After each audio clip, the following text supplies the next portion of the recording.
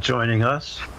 Wanted to discuss the recent loss, a shocking loss of Wallace Thornhill, which, first, welcome to the show, Neil. And second, I felt Wal was going to be one of them guys that lived to be 100, He just seemed to have so much energy. I was so shocked. I agree. Yeah. I didn't see it coming. Given the health of others and the age of others, right?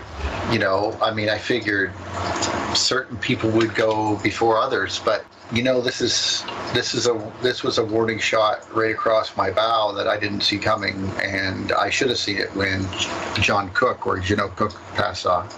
Yeah, that was sudden too, right? Well, death always is, isn't it? Mm-hmm.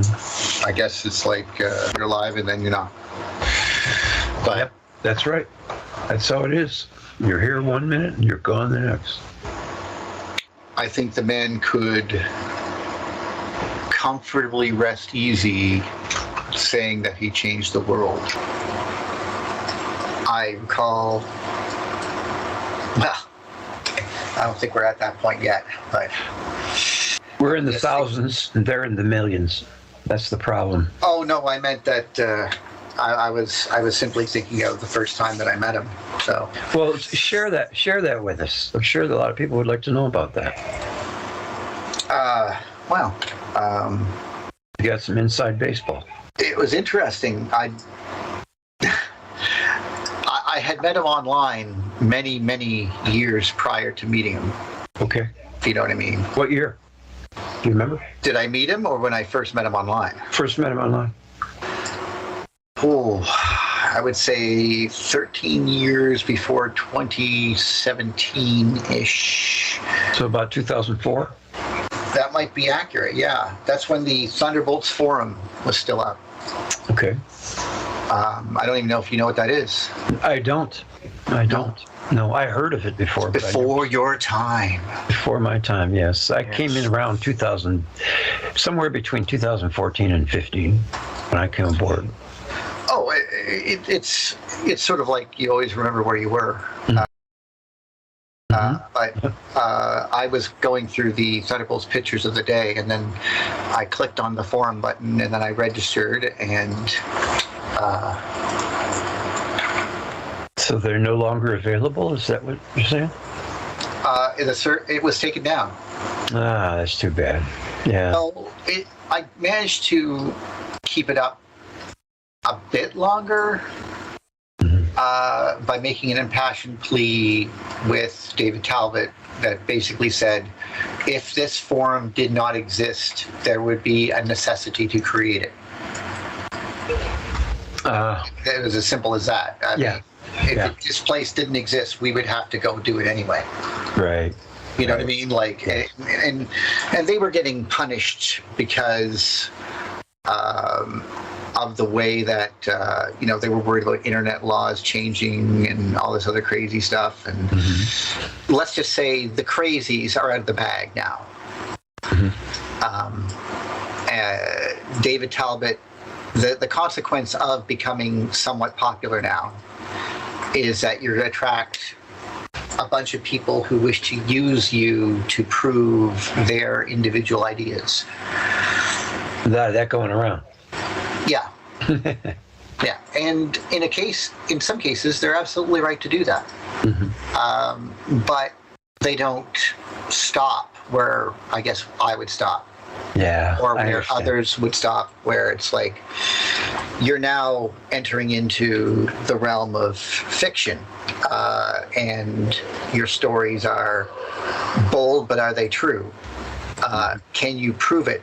And your answer being, well, you can't prove it's not true is not an answer. Okay, I don't accept that. It's not a scientific answer. You have to, if you have a scientific question, you must have a hypothesis, and you go through it and you test it. And in that way, we know that things like dark matter have been made up because they need to be the facts needed to be made to fit the theory. Yeah. And so we ended up with what we ended up with. Now, I'm not worried about that. Some people are like flipping absolutely head over heels over it. Just by looking at it, you can see it's destroying itself. Just by following it in the news. And combine that with the problems with quantum mechanics and the people who are quote unquote losing faith in science because their models are unpredictable or useless, more or less, and they're not building a bigger collider won't change that. Absolutely right. I agree 100%. You know, they just keep wasting money on useless things like gravity wave observatories and things like that. It's just ridiculous. Well, I'm happy that they did. Yeah. At least because their controversial results are exactly what they should be, controversial. I always get a kick out of every single time they are peering into space deeper and deeper with these probes. They're coming out with all the more reason why the universe is electric and just ignoring it. It's almost like a Saturday Night Live skit. They're so obtuse, it's ridiculous. Well, and you can't blame them. I can't. I want to, but I mean, have you watched The Wrath of Khan? Oh, of course I have, yeah. Okay, so in the Mutara Nebula, here goes in Captain Kirk, and he's being pursued in his damaged ship as well. The USS Reliant is pursuing them, and they're trying to and they're in this cloud. There's fluctuating electricity going on, little sparks and stuff. You can see it in the distance, you know, glowing and stuff like that. Mm-hmm. Well, that was 82, and they got that through a description of what they thought a nebula was by some astronomers, and they made that special effect. And that's it. That's all they had. That's all they had going in. And now that image is seared into my brain as what a nebula is. Yeah, what nebula did you call that? I said it was Mutara. I think that was the name of it in the show. The Mutara Nebula. I don't know. Maybe I'm wrong. Was it a real nebula or no? No, it was just for the show. Sorry. I see. It's a special effect that was used several times in the show, though, in Star Trek: Next Generation and such. Now, I saw it when it first came out, so it's been a while. I think that came out in, the early 80s? Yeah, I'm pretty sure I could find a nice little picture of that. Battle in the Mutara, I got it. Yeah, I was right? God. Yeah, you were right. Yeah, I'll share a screen with you. Nailed it. Oops, that's not the right thing.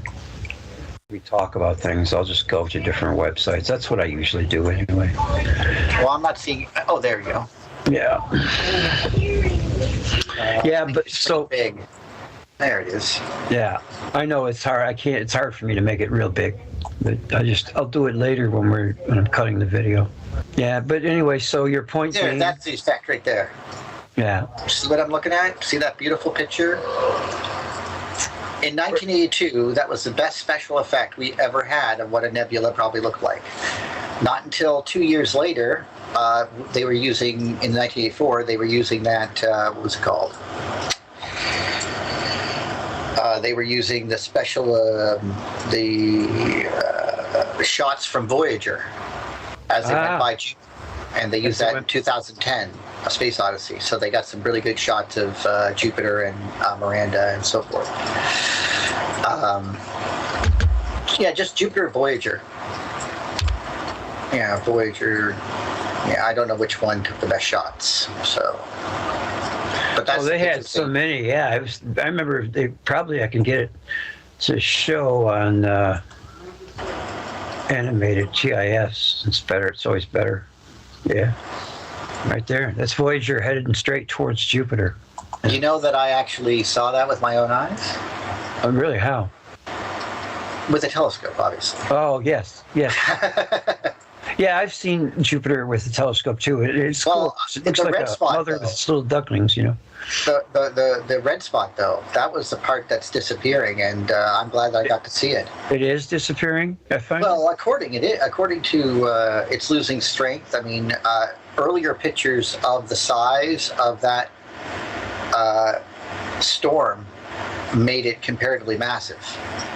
Yeah. Like it was even bigger than it was in the past. If you look at a historical drawing of Jupiter,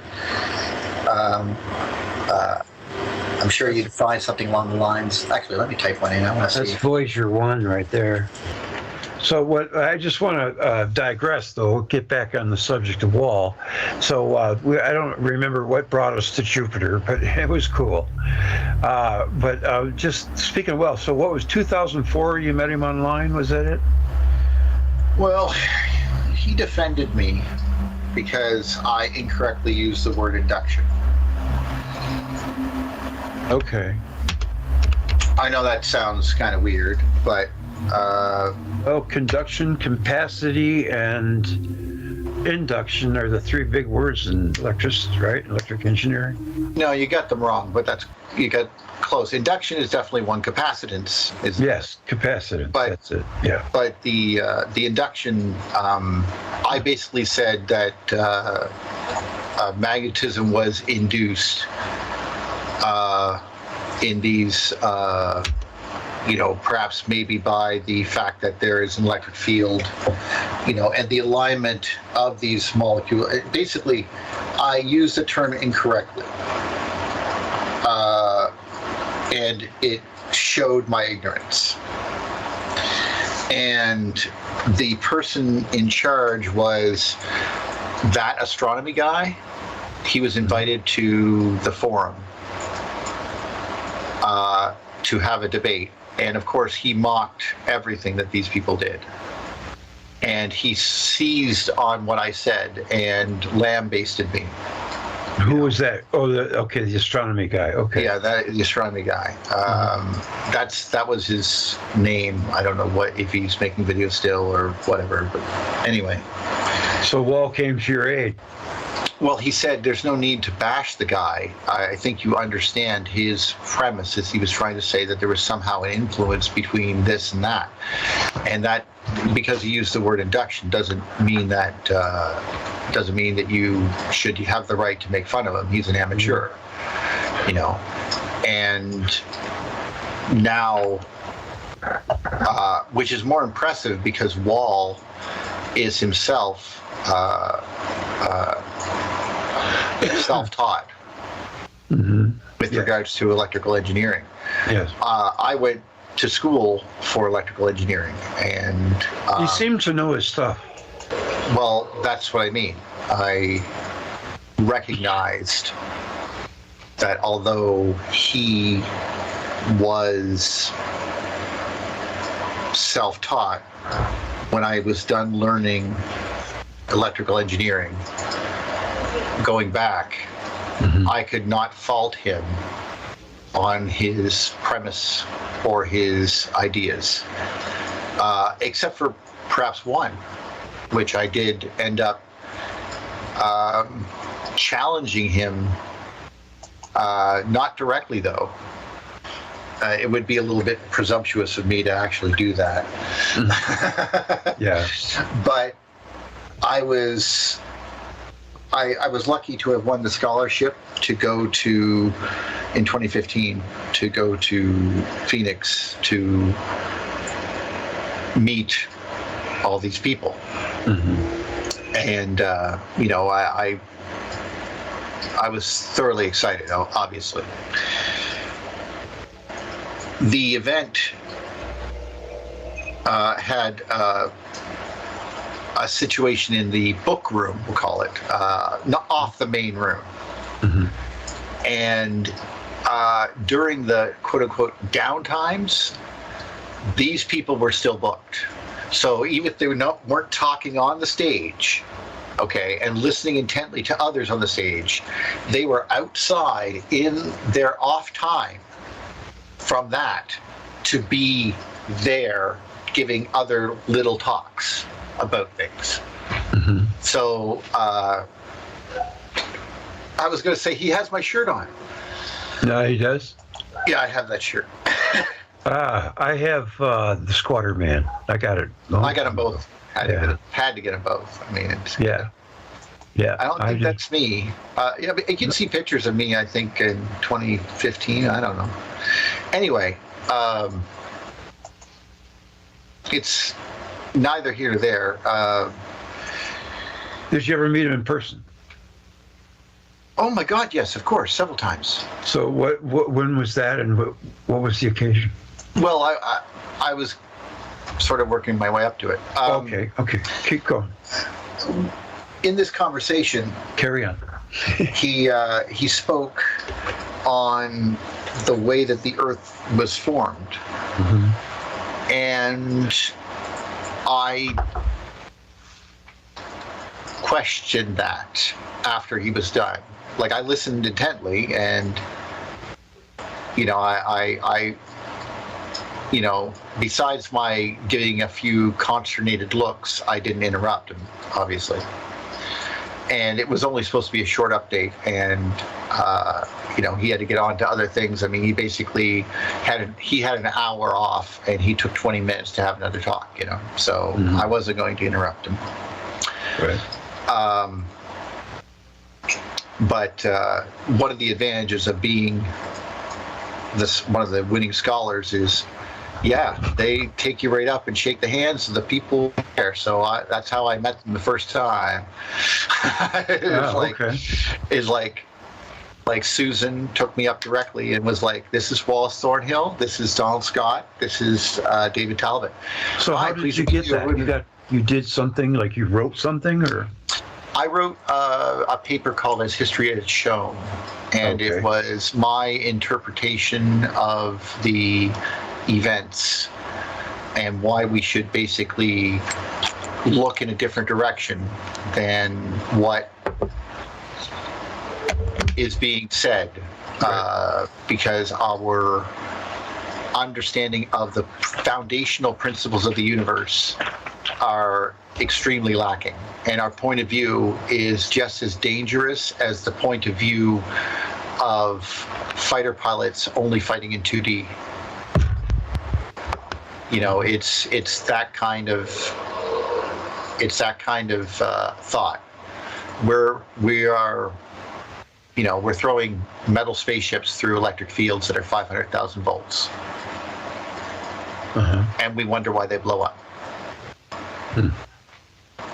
So the situation with Wal in this particular tape, he was having a conversation. Now, his main gist was the way that the Earth was carved. He said that the oceans could have been carved. They have a mid-ocean ridge. This ridge, this whole thing could be not unlike that of Mars when we look at Mars scars, or the Grand Canyon when we look at its scars, the way that they are stepped V-shaped trenches, following the principles of, well, I guess for lack of a better term, following the principles of a Townsend discharge.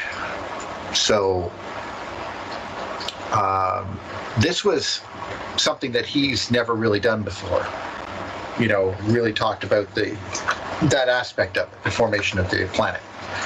It just wasn't brought up much before. So I was talking to a lady whom I found out later was Jean Hafner, who ran the bookstore area and was a volunteer for the Thunderbolts. One of the people who, behind the scenes that make things run well.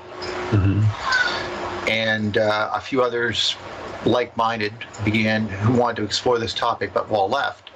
I said, I have a different point of view, and she goes, what's your point of view? And I explained my point of view as using the gentleman named Jan. Unfortunately, I can't remember his name right off the top of my head, but he basically brought up the hollow Earth seismology. Like if you typed in hollow Earth seismology, that would be him.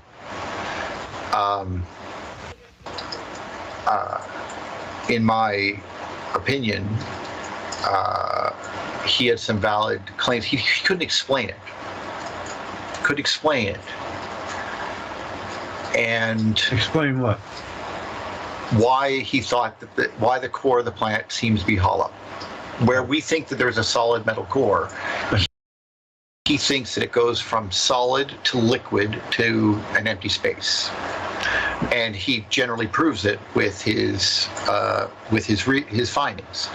He's not saying that it's livable. He's not saying anything like that. In fact, I would say if there was a hell, that would define it right there. Like it would be an impossible place to be. Okay, as any human being, you could never be there. But what is making it expand? And this vexed to do whatever he wants and ignore us for the rest of his life.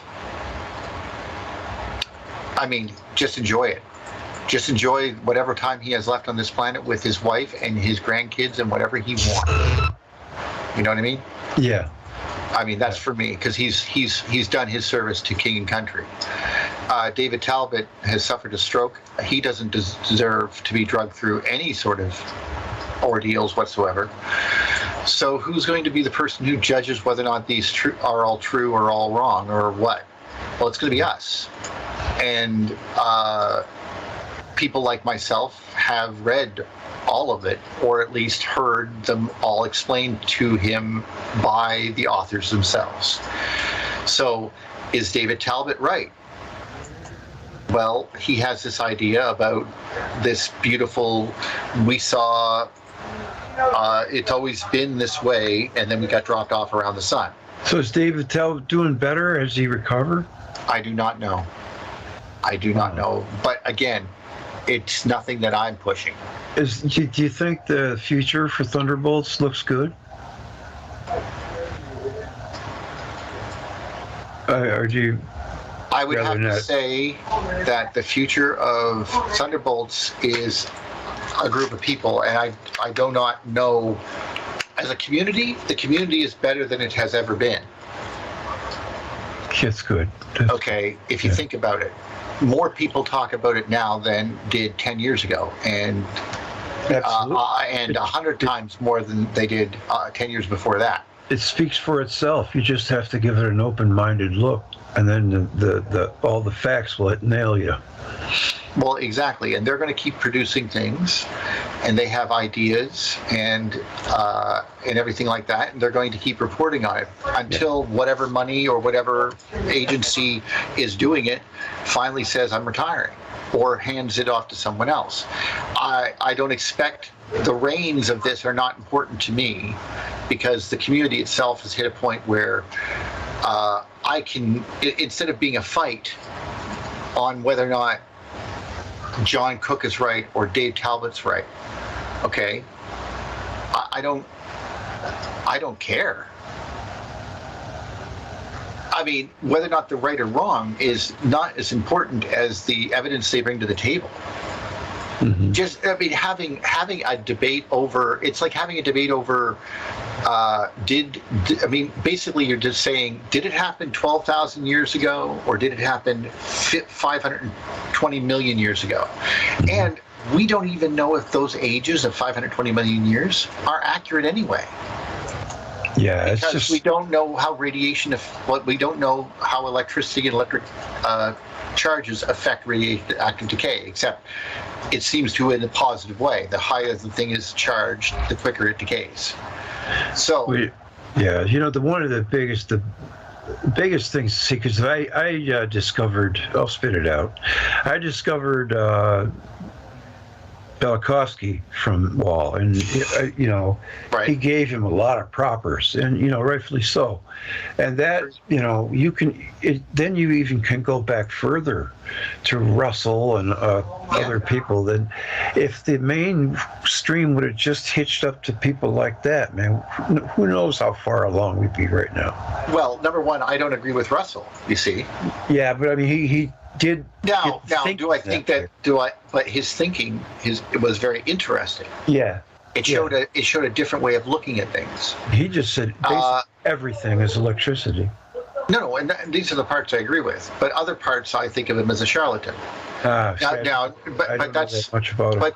But that's just me being a person who works on this sort of thing. Like basically. I want to know. I want to, there's stories here.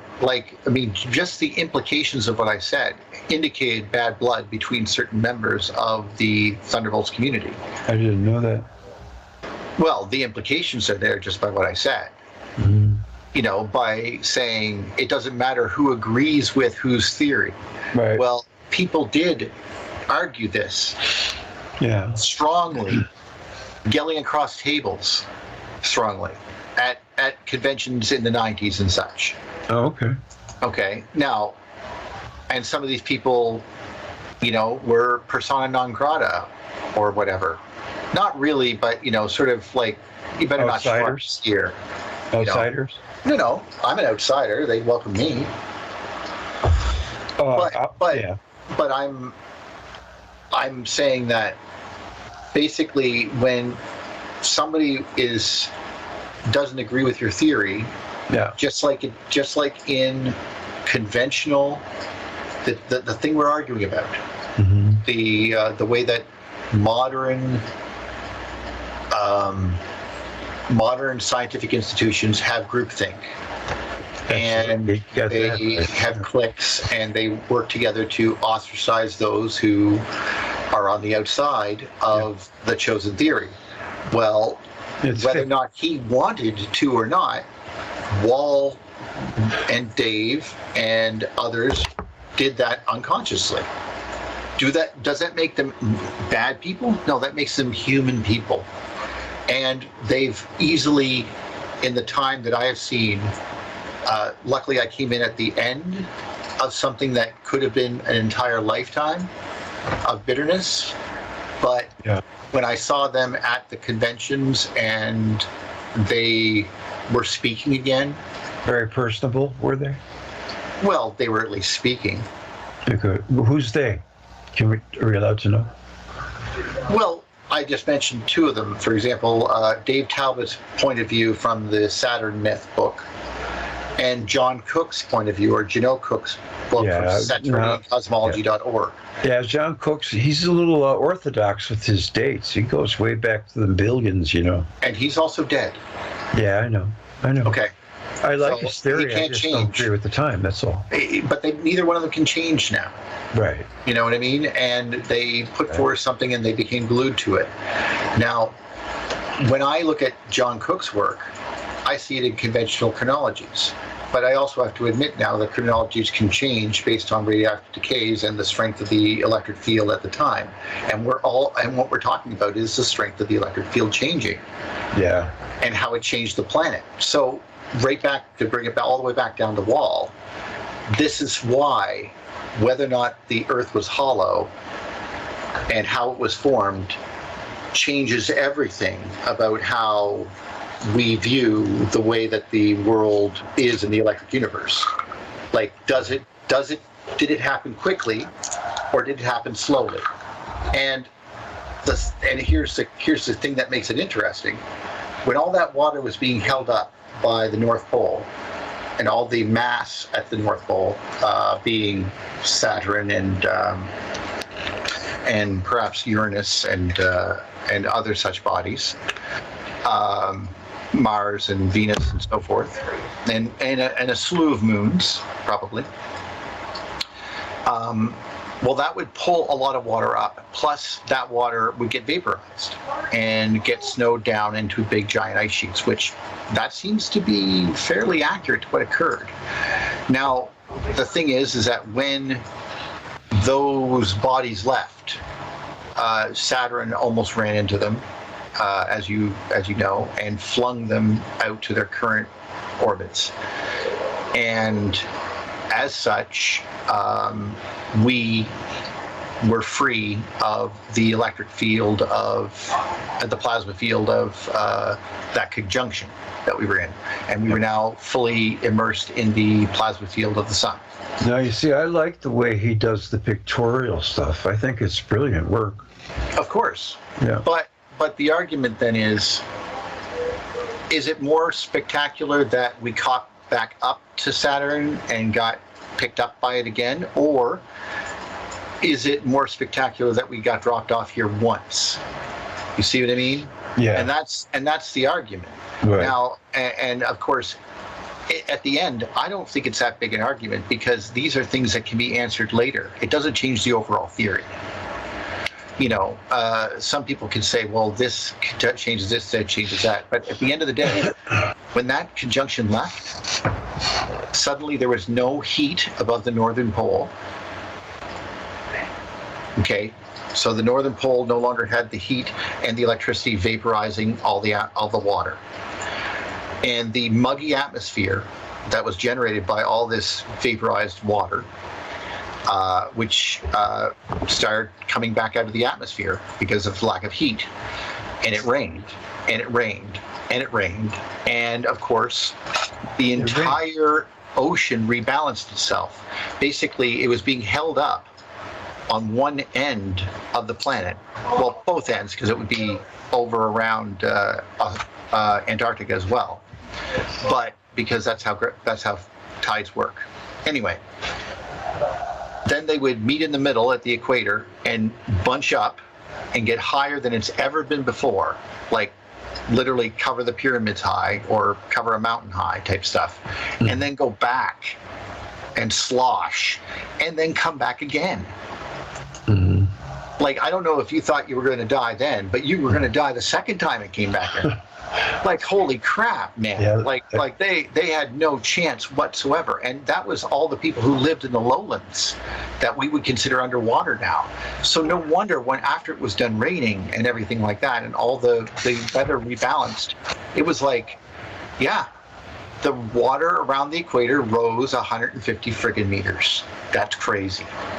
I don't think it was just ice melting that did that. I think that was the going away of these bodies, and of course the lack of vaporization of the water that etched all of the Canadian Shield into a crisscrossing mess. By the way, it's a beautiful thing because it's so isolated. Human beings never been there, really. I mean, truly been there, if you know what I mean. You know, it's thought that the entire North American continent was like electrocuted all at once, you know, like yes, that was Barry or something. That's lighting. This is where I go with. This is where we go from. We jump into another tragic loss. Yeah, Michael Steinbacher. Yes, I remember. He's the gentleman who came up with the idea that this diorite formation in the middle of this mountain range, in the middle of California and wherever it was there, was just the center of a giant arc that basically formed the Rocky Mountains and all the way up to Canada. And he has really good reason to do that. Think that. I would say that too. Yeah. I would. I know it seems crazy, but the thing that makes mountains different than just other things is the amount of magnetism and magnetic elements that are in them, the high amount of iron in the rocks, because it makes it clump up and form into points and stuff like that. Just like if you could envision mountains being sprinkled from, toner copier stuff onto magnets. You know, that's kind of how mountains get formed in their weird shapes. Yeah, that's right. As opposed to something that's wearing down. Because, I mean, you can see how sharp the edges are on some of these things, and you're like, how did that happen? Yeah, there's different kinds of mountains, too, because when you get out west, like in Nevada like that, it's more like a conical dump. You can almost see where it was, either melted or dumped and melted, like a cake, And my initial thing and unfortunately, I never got a chance to talk with Talbot about this, and I think that this is one thing that I think is the next step for the electric universe, really, in my opinion, is examining ancient sites made by mankind and defining the hits that they were in, like where the hits were and what they did and what they looked like. And because we see that certain sides of temples, especially in Mesoamerica, were blasted, but only from one side. And the same thing happened in the Minoan culture in Crete. Just many examples of that. So with this damage being lopsided and suggesting a lateral blast wave, there is no other explanation, but either there was a giant meteor hit, a nuclear bomb hit, okay, meteor, by the way, which we can't find, okay, we can't find it, a nuclear bomb that we can find no radiation from, or an electrical event. Those are your real options.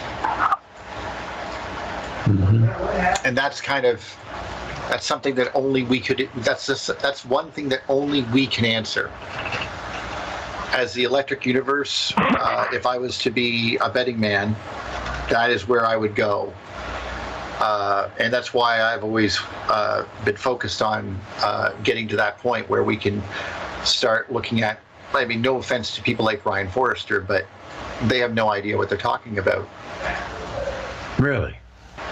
No, he knows what he's talking about against on all the stuff, but his reasoning behind it. No, I'm not aware of that. I'm not familiar with that. I just think that he's following people like Graham Hancock and yes, I know. And Graham Hancock is a phony. It's not here or there whether or not he's a phony. I credit him with the book Footprints or Fingerprints of the Gods, okay. And the reason let me be clear. The reason that I give him any thanks on that alone is because without him, I would never have even looked at the Thunderbolts. Without who? Without Graham Hancock. His book. Hancock? I never heard him mention Thunderbolts. No, he didn't. No, but the fact that he introduced me to the idea of a worldwide culture around the world. Yeah. That was very interesting to me. Yeah, I heard a couple of his lectures on the pyramids that I began to like him and follow him. But you see, once I learned about Velikovsky and, the whole species thing, I really just didn't have there's no, I'm not saying everyone go grab his book and believe him. Trust me, he's the truthful soothsayer. No, I'm not saying that at all. What I'm saying is that I thank him for that. The open mind. Yeah, when I needed it. I can give you that. I agree. And me too. And that allowed me to, now I have the capacity and the understanding to recognize some of the things that Brian Forrester, which he's going, it looks like they were hit by maybe a giant meteoric wave or something, and I'm like, that's melt damage and that's blast damage. And I that blast damage up there, that blast damage over there is supersonic. Thanks to Andy, I know what that looks like. And Andy Hall, by the way. So here I am at this point, this juncture, and I am saying I won't bend, but I will give everyone a fair shake. And so Wal Thornhill is a person who not only could talk the talk and walk the walk, but he made me realize that there's not a lot of people who can do him justice. Like, for example, the subject you're on right now, on that page with some pears and braids everywhere. Yeah. Look at that. This had nothing to do with the one thing that I disagree with him on. Do you see what I mean? Just because I disagree with him on one thing and David Talbot on one thing, and disagree with someone else on one thing, doesn't mean that I should throw everything that they say out. Exactly. We never agree with everyone 100% of the time. No. Disagreement is good. And I've talked to people who, we can have this entire electrical universe conversation without talking about Velikovsky. It's hard, but it can be done.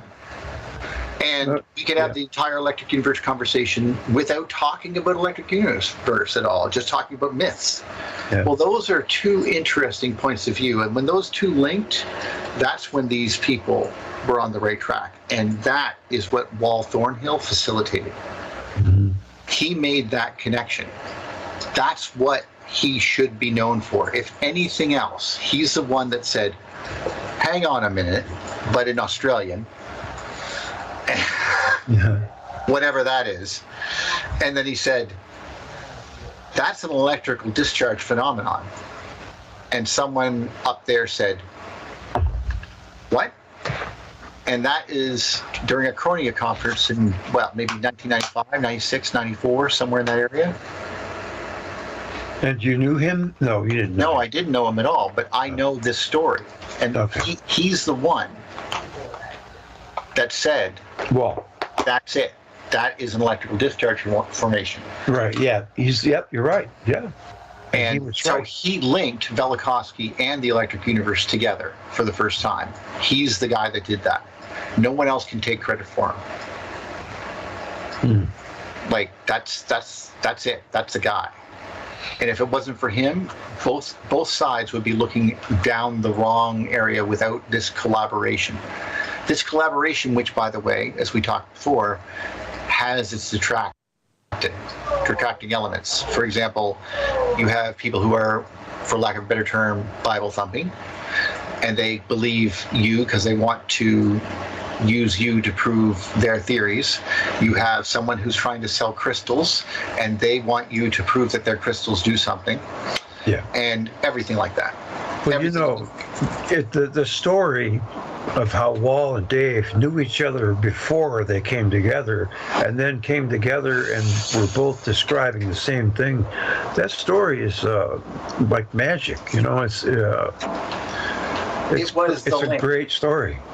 It's the magical link that. Well, let me put it to you this way: it is the link that made the gods again. Mm-hmm. Yeah.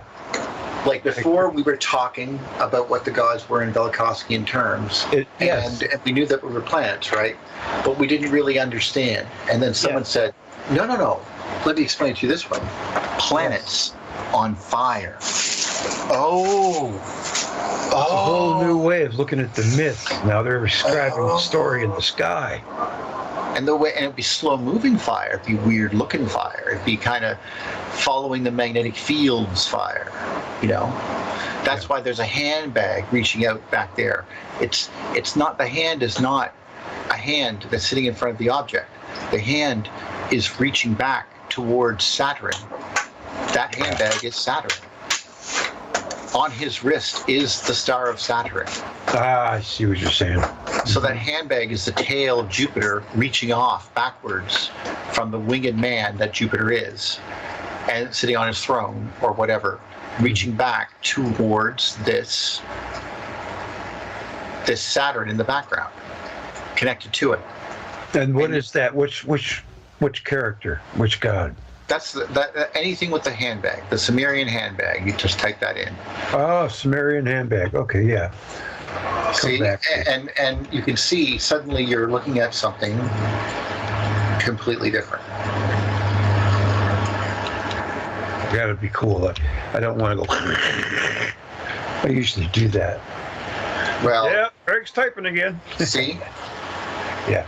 So it used to be the two lions that were feeding the world on either side of it, but that's why they're there right now. Notice the flower in the middle is the flower from the top of the flower that was coming up from the middle of the world. Why is that handbag so important?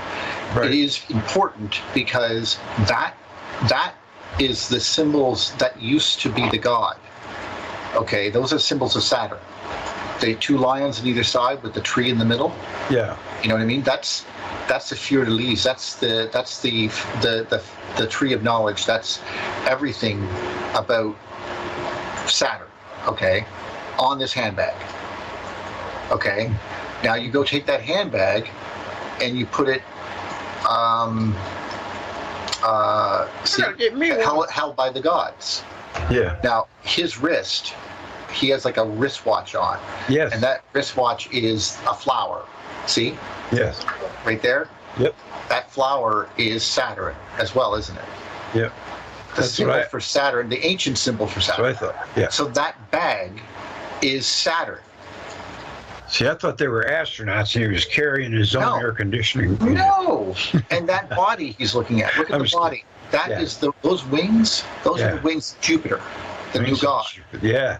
Yeah, Earth, man. What's up with Earth? Gigantic plumes coming out of it. Imagine how big that is. If Jupiter if you saw the size of Jupiter, it would be bigger than a quarter in the sky at arm's length. Okay. Way bigger than that. Wow. That's a good way of putting it. Okay, so you would see this beautiful thing and a beautiful guy over there with wings around him on a red throne, reaching back with a handbag.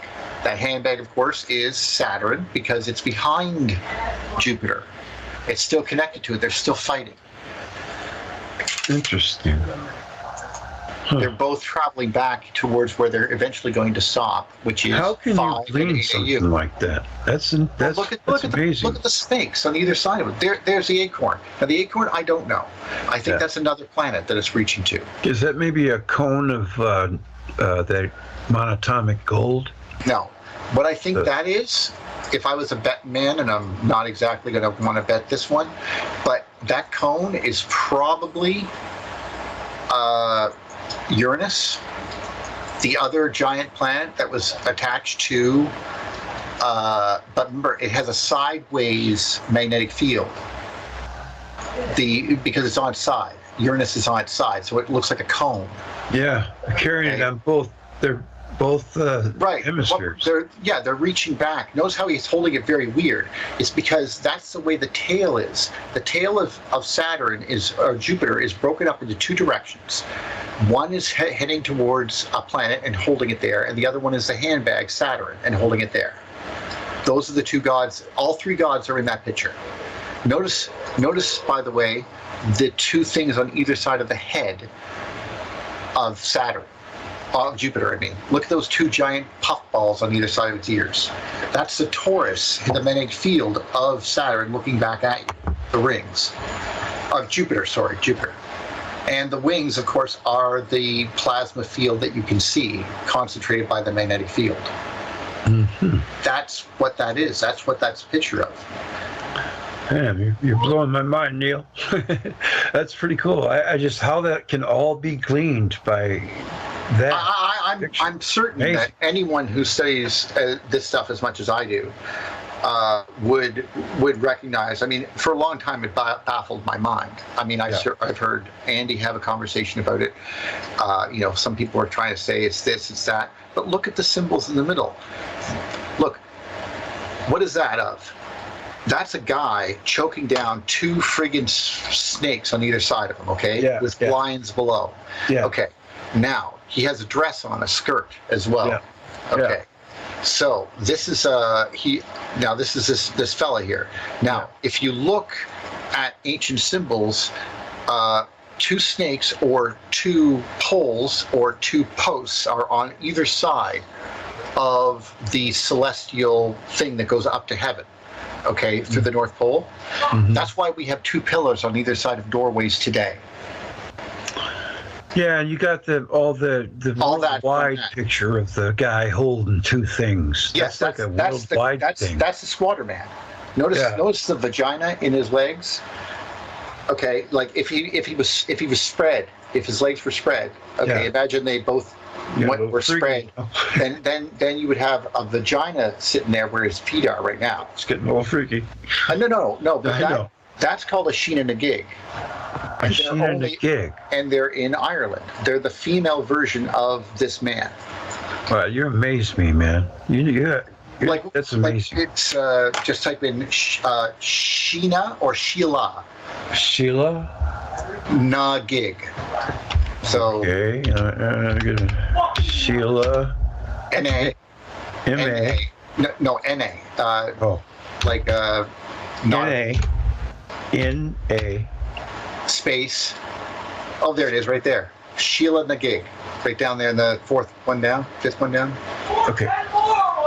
Okay. That's the symbol, see? Ah, okay. And they have that pronounced vagina look to them because they're not real, obviously. Come take some. It's okay. But that's obviously not what it's about. I mean, look at the eyes. The eyes are those beautiful transfixing orbs that are sometimes considered to be owl eyes. You know how great these carvings are? Is like, do you know what's even great? Like, you know anyone today can create something in the last 5,000 years? Well, do you know what's so great about them? What? Is that they destroyed the churches, that the original symbols in Ireland, and replaced them all with churches. And do you know what the guys did? They put these back up on the tops of the churches where the pastor couldn't see them. That's why they still exist today in Ireland, because they're all over the place. I see that. They were giving the middle finger, and they're all high up. So you can never find them. That's the squatter man right there. The squatter man. That's the squatter man right there. Wow. Yeah, I know they got. The ancients had some weird thing about sex. But that's not. They had penis hang up. But look how weird that is. Of course you'd have to hang up about it. Yeah. I mean, that thing looking at you when you're trying to. I mean, I'm trying to get it on with my girl, and I'm seeing this eyes looking in the. I'm looking at the windows. I'm looking at the windows and seeing big-eyed lady with her vagina showing there, man. She's dilated 10. Like every night she's there looking at me. Yeah. No wonder they get fucking freaked out in here. Oh, I know. It's crazy. And remember, they can only see this from this point of view because they're in Ireland. They're very close to the They're very close to the original source. Remember, it's just across Greenland. You skip Iceland to Greenland, you're at the bottom of this Sheena na gig. I'll be damned. Yeah, I just learned that new. I never knew that before. Yeah, I see. Yeah, so they're basically they're seeing the bottom of something that you cannot see if you're farther away. That was a giant plasma formation in the sky right above people's eyes, right? But if you go back and back to say Egypt, you would only see the head. Okay. That's where the head, like in ancient Greece, you only saw the head of this thing. That's the owl eyes. And then there was stuff coming out of the top of it that was even bigger to you. But that was the brightest point way down there, and that's why they drew it. Was this during Jupiter's reign? This is during Saturn's reign. Okay. That's interesting. So these symbols are diligently carved and recarved is the way that they were, and they're thousands of years old. Yeah, it's that's only in Ireland. That's a modern retelling of it. Obviously, you can get the. It's only in Ireland, though. Only in Ireland. So Irish people would get this. It's like some goddess, right? Yes, she's a Sheila na gig. That's cool. Yeah, I wouldn't mind having one. If you type into Wiki, you'd learn all about it. It's British. Sheila na gig. Yeah, maybe I'll get like a little garden ornament. My son's real proud of his Irish roots. There you go. Yeah. I have some Irish roots as well, so I can understand it. Yeah. The Scots had a different situation. Remember, they had the Gaels came in and destroy all the Pictish shit. Yeah. The Pictish shit would have been the Pictic shit that got destroyed and was replaced with Gaelic shit, but they didn't have the Sheena na gigs. If there were Sheena na gigs, they were all destroyed by the Pictish, any versions of them. And replaced with Gaelic versions. You see what I mean? So basically, we cannot trust any Scottish renditions of Sheila na gigs because they are pretty much guaranteed inauthentic to the originals. You get my meaning? Yes. Yeah. I have to let's take 5. I have to go. Oh, I should go anyway. Well, we'll just make this part 1 because I wanted to talk a little bit more about Wal, and we kind of got sidetracked, but it was good. This is what we're supposed to do because this is what Wal did for us, right? Yeah, he got us into the deepness, and if it wasn't for him, I wouldn't have learned about Velikovsky, Well, why don't you think of some questions with regards to specifically Wal, and I'll come back on tomorrow, maybe even. That sounds like a darn good idea. I think I'll ask my subscribers if they have any questions. Yeah, I'll be happy to answer what I can. Because I'm going to live stream this, and then we can maybe do a question and answer after. Yeah, that'd be great. Yeah, okay. Yeah, looking. I'll make myself available for tomorrow. We'll pick a time maybe a bit earlier than this and go with that. Okay, sounds good. I'm going to have to announce a live stream, so I would think that if you want to do that, I'd have to live stream tomorrow then. Of course, whatever you like. Yeah, okay. I'll work it out. I mean, if for some reason I am injured or otherwise incapacitated, yeah, I will let you know immediately. Okay. But as of right now, I have plans for tomorrow, except for like go to the store. So say tomorrow night about 8. Sure. Okay, sounds good. All right. So we'll be hanging up with this one then, and we'll be taking questions live. I love this. All right. Well, see you later, Andrew, and see you later, of course, Greg. Yeah. Thanks a lot for doing the show, Neil. I appreciate it very much. Well, Wal deserved it, and to avoid us getting off topic, maybe we should ask some questions about him because I think it's a good. One thing I'll tell you right now. Yeah. The reason I took this interview right when you asked is because Wal would do it. Yeah. Wal would take an interview anywhere.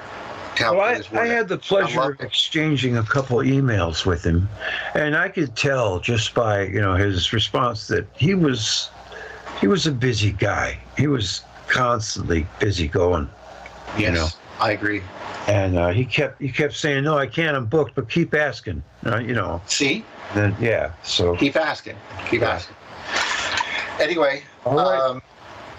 I'm not that booked. I guess Andy hung up. So, no, Andy's back again. But either way. Oh, it's back again. Good. I will talk to you guys tomorrow.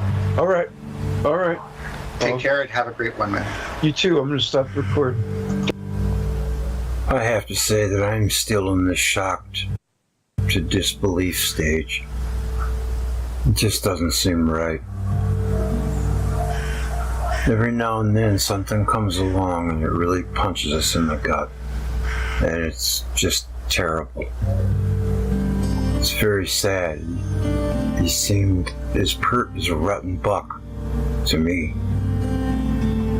And like Neil says, I just didn't see it coming. But thank God we have all of his wonderful works that will go on to teach people in the future for decades to come. And it can change the world. Well, it should. It changed my life. Every aspect of my life has changed since I discovered the electric universe and Immanuel Velikovsky and Saturn theory, electric universe. It's all just been a win-win. We're so much more enlightened because of gentle souls like Wal Thornhill.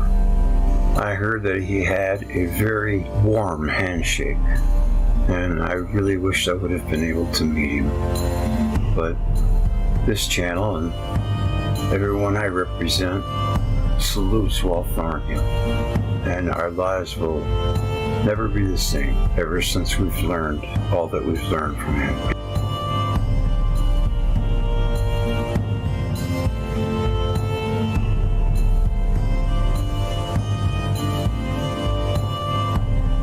Good night. Thanks for watching. Take care. And spend more time with loved ones, because that's what really matters. Unconditional love. Take care. I'll see you on down the road.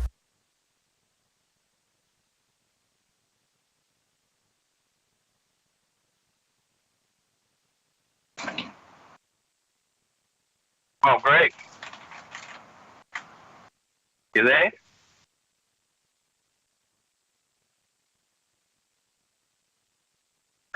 All right. So, Neil, See, you there? you gotta let it sizzle, buddy. You have to let the poignancy get through. That's art 101.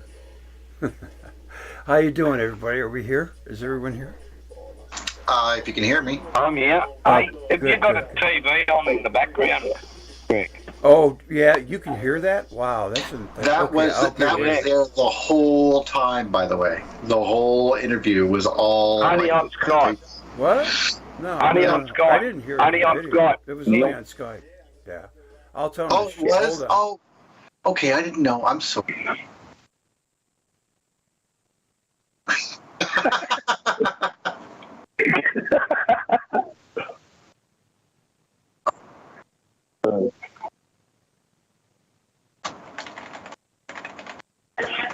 Sorry, I get a little emotional sometimes. Neil, there's one question I'd like. Yeah, that was. There's a question I'd like to ask. Now,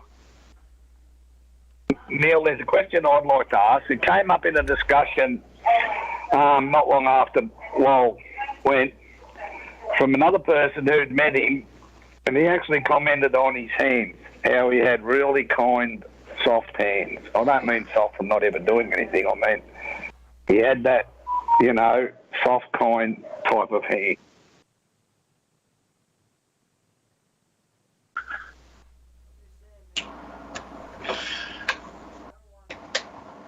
I'm still here. Yeah, you there, Neil? Did you hear what I said? Or did you? I did hear that, yes. Yeah. I've, to be perfectly Can you honest, remember? no, I'm going to be honest. They were all like that. The entire Thunderbolts group felt like when they shook your hand, they were welcoming you. They were very happy that you were there. They wanted you there. It didn't matter where you came from or what your point of view was. I think, in a way, even though maybe they didn't want to admit it, there's some people that say, oh, well, we want to just focus on the academic. My answer is, you focus on the academic. Someone says, oh, no, but we want to focus on the science fiction and just get young minds into it. Then you focus on the science fiction and getting young minds into it. Bring your own efforts to the table.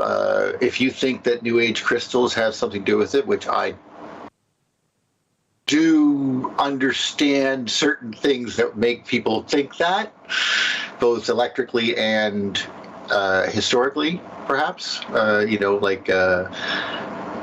the shock of the gods being able to be heard. We know they could be heard when they slapped each other around. And we even kind of know what it sounds like. Anyway, sorry.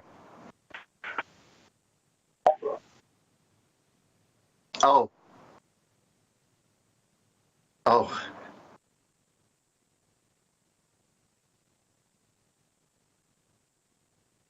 Sorry, I don't know what's live and what's not, so it's my bad.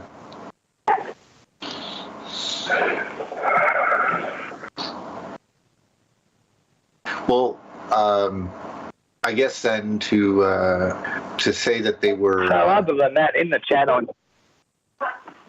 No, go ahead. Keep going, Neil. No, really, please. No, I was just saying, in the chat on YouTube, well, of course, we got Shockwave there. Hey. How you doing, buddy? Thanks for everything. Yeah, and we've got a good few in the chat. Now, there's not many direct questions, but there's been a good discussion going on, hasn't there? Well, it's the least I could do. Yeah. Hopefully I can answer some of them. Yeah. Yes. I sent Shockwave an invite. Usually I have questions that are more scientific in nature, so it's like people don't come to me for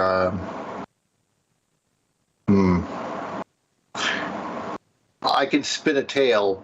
Some people can spin a tale better, but I'm willing to admit that I don't know something, and I'm not trying to prove anything except for electromagnetism is as important as gravity.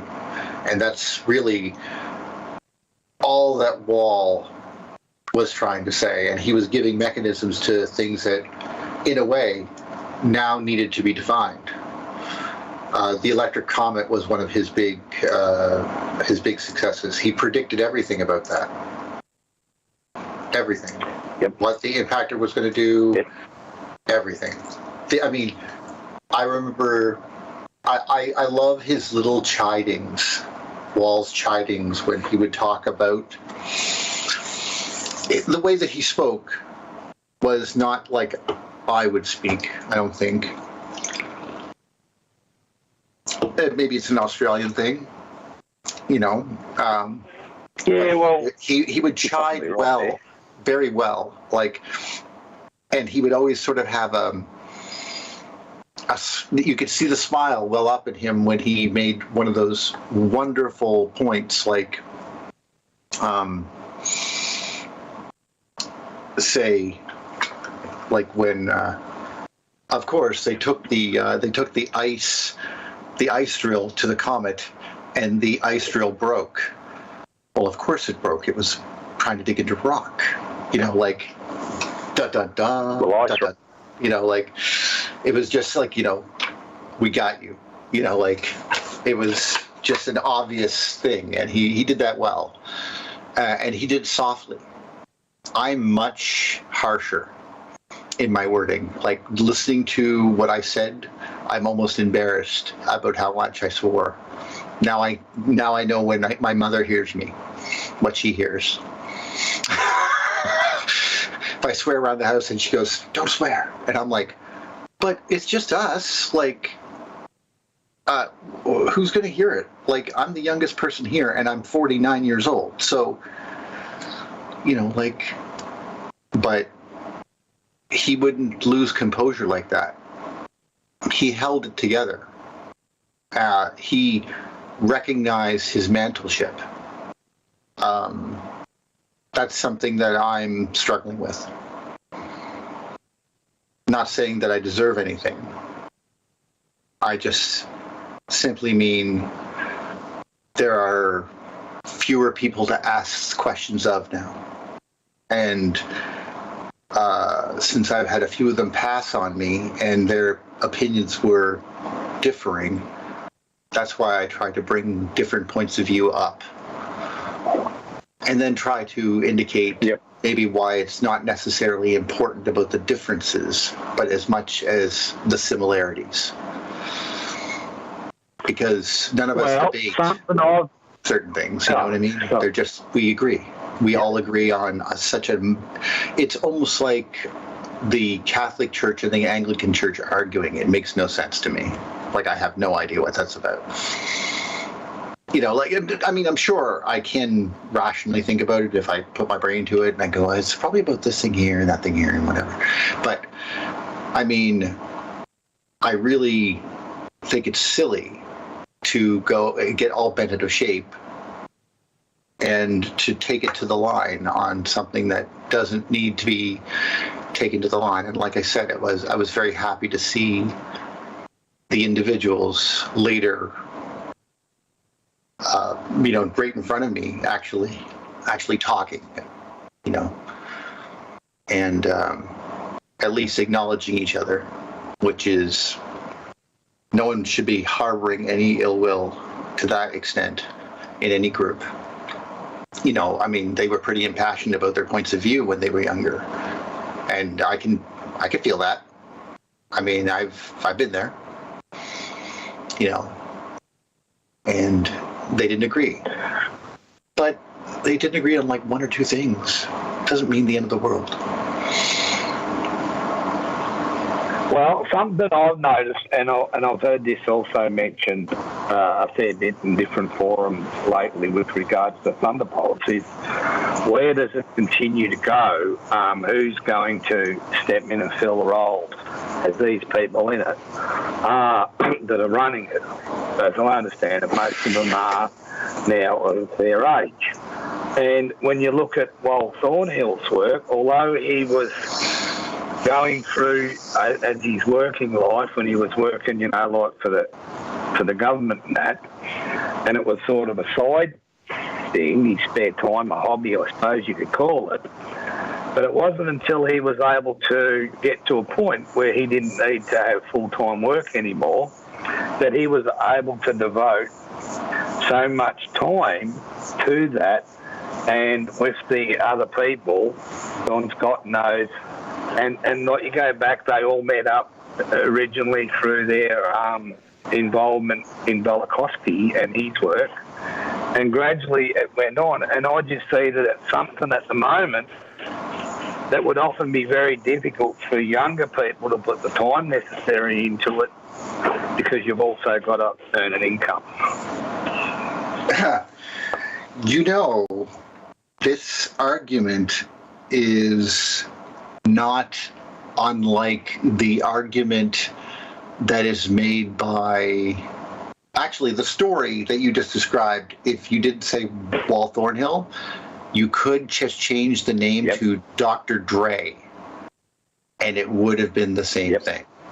Because they try to, he even says in one of his songs, I'm trying to get this damn label off. You know, like, I'm trying to be free. I just want to be able to say what I want to say. And when he was free to say what he wanted to say because of either monetary or time constraints or the fact that his tenure wasn't threatened, he could say what he wanted to say. Yes. And that's why, in a way, I like to think, and I include Wal Thornhill in this, all of my heroes are heretics. Mm-hmm. Like, they're all go against the grain. Whatever institution they're a part of, they go against it. Mine too. And if you're going to go to the toe with your whole life on something, I want to hear why. And usually there's a really good reason. I mean, we can go from Velikovsky to Eric Laithwaite to Robert Schlock to a slew of others, ARP, you know, all of them willing to go and say, no, I'm willing to say I'm willing to bet with the security and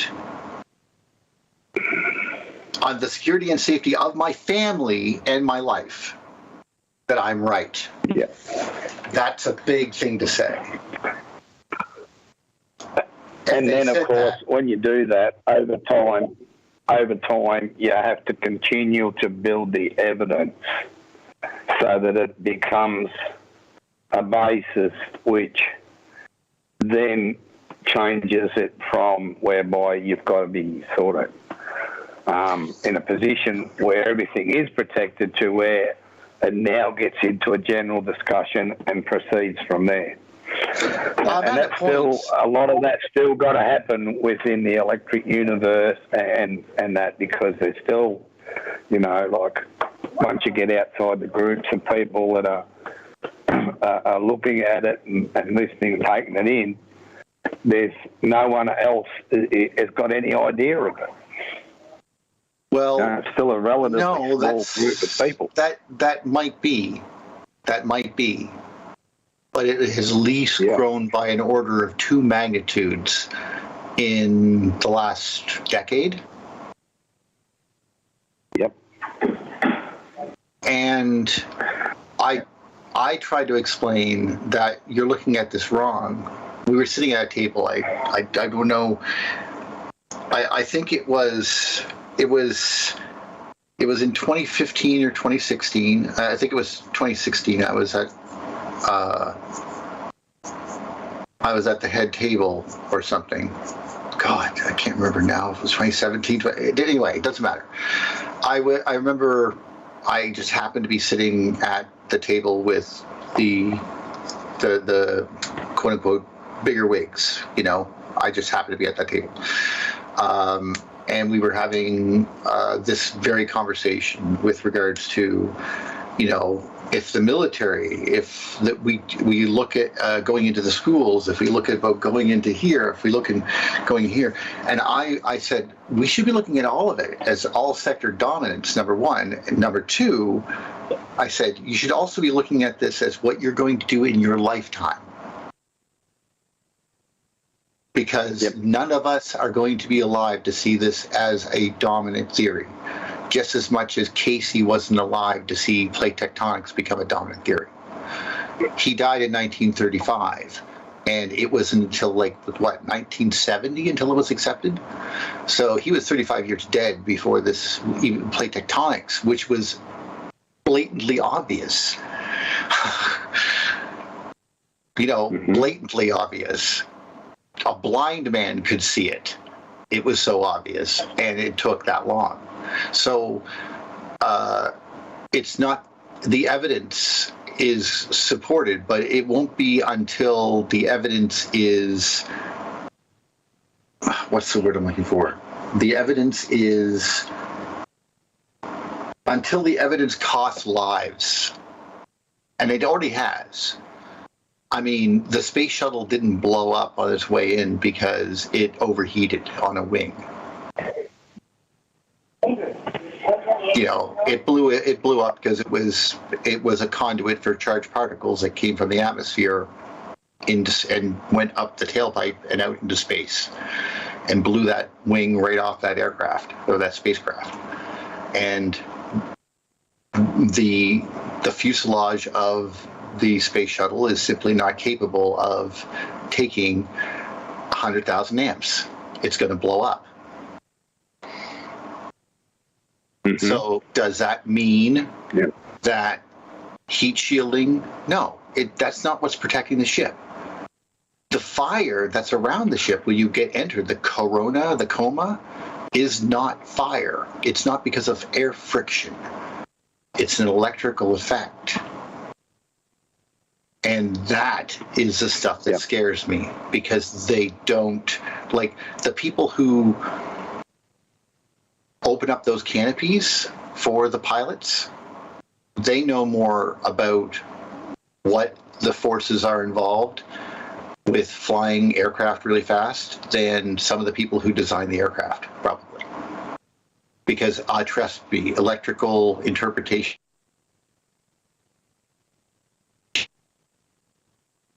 very often, unless it's powered by, that or something. But like, one of the things that I noticed about these supersonic aircrafts, when they hit, like the scramjets that hit Mach 20 or something, they always apparently turn in the same direction. So they turn to like the left-hand side, or they turn to the right-hand side. So they basically turn clockwise and fall out of the sky. And I thought to myself, isn't that interesting that it's in the northern hemisphere, and then as it continues to move faster and faster until it hits about Mach 20, Alfane's theory about ionization of nearby things when you yourself are ionizing them as you go by because of your excessive movement could be the factor. If that's the factor, that could be why these things twist and fall out of the sky at Mach 22 or whatever it is, because they are now subjecting themselves to electromagnetic forces that, what causes, what does a Berkman current do? It twists. So here's the ship traveling and starts to spin in the magnetic field of the Earth, just like a charged particle does, and then crashes to the ground because it no longer has lift. Ta-da! Rocket science. Put me in front of NASA. I'll solve your problems. It's, to me, that's how obvious it is, and I'm bothered by it that they don't see that. Yeah. I mean, because they're smart people. Can you see the YouTube chat, Neil? I could only see this little chat here. That's the one I meant. You can only see what's on Skype. Yeah. All right, well, I'll read it and you can answer it. No, just cut and paste it if you want. Because that way I can read it. That way I can, and then I'll know exactly what you're reading. Neil, someone wants to know how David Ritchie is. Okay, well, I'll do this one. I'll cut it. Copy. And I know that if no one asks us questions, we're going to babble. So Frey and Hella Black wants to know how David Ritchie is. Whoa. There you go. I'll just did that to you. All right, Neil, so that's me. James Kenyon. I just want everyone here to know that I knew Wal Thornhill for over 22 years and can tell anyone Wal was one of the smartest people I ever met. I can't argue with that. He made me rethink gravity, so that was a big thing. He made me go, Einstein? Nah, I have questions. That was hard for a guy who could explain relativity to you. just as easy as I could flee this. And probably, unfortunately, convincingly. But now that I took electrical engineering, I know how wrong I am. But Neil, anyway, can you hear me, Neil? yes, we lost the giant thinker. That's what you can't. That's why you couldn't hear me, because I was muted on Skype. I was like, "What's going on here?" Freya and Hella Black wants to know how David Ritchie is. I don't know who that is. Okay. I'm sorry. It's okay. Now they know. In fact, some of the people whom I claim intellectual descendancy from, I actually haven't met.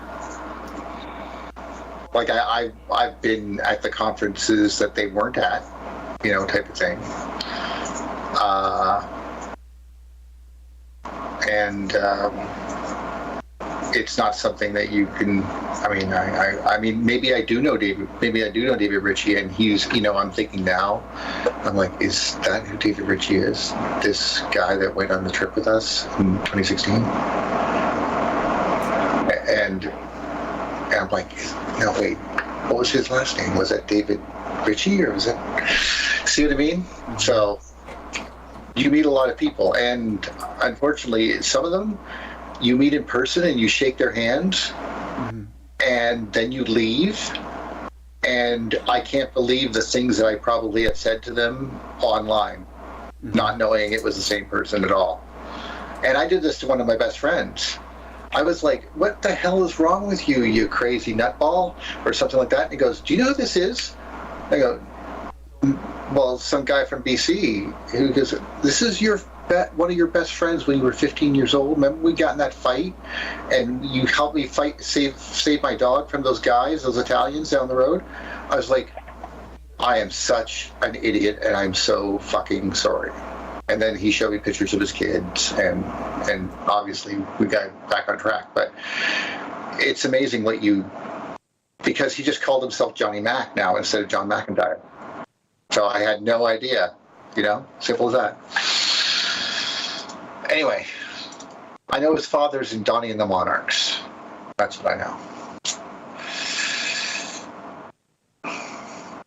Okay, so I saw the recording Wal showed of Space Shuttle blowing up, and right then I knew it was wrong. And yeah, there's a picture.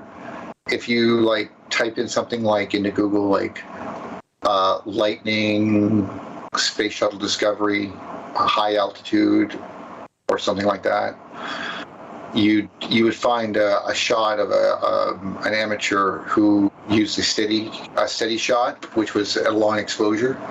And he just, but you can see where basically the craft was coming in. And then there's a bluish lightning bolt that looks kind of wispy because it was obviously only there for a split second. And, sorry.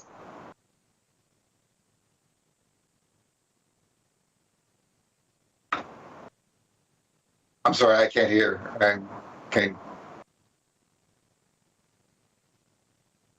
Yeah, so Shockwave actually answered that in the chat, Neil, where he spoke also in the chat about the bolt of lightning. And sorry, if I can't speak and they can't tell, there's some sound that is stopping me from speaking. So yeah, it's okay. I just could not hear, and I just had to stop talking because I was just unable to. That's all. Yeah. That's fine. Yeah. Shockwave actually mentioned it here. That was the one that was hit by a lightning bolt from space. Yeah. And then James answered with, yes. So I saw a bolt of lightning hit close to, followed by the exhaust trail. The shuttle gave off, and 2 seconds later, it exploded.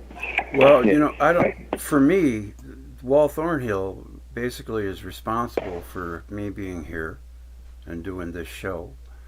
And when I found his probably me too. When I found his first video, it changed my life literally. I mean, it changed every aspect of it. You know. Was it the Thunderbolts of the Gods one?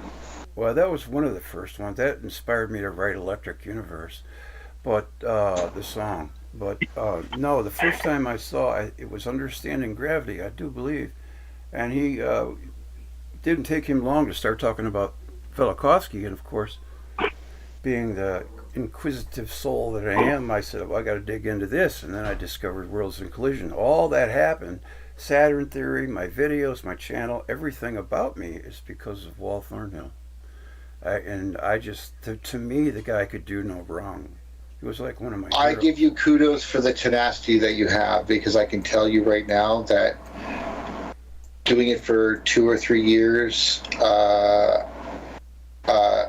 especially after I got injured, I thought I could still do anything, and it's amazing how much you realize you can't do anymore. You know. Yeah, I know So, about that. Yeah. so that was. But that said, I've been, thinking about trying to slowly.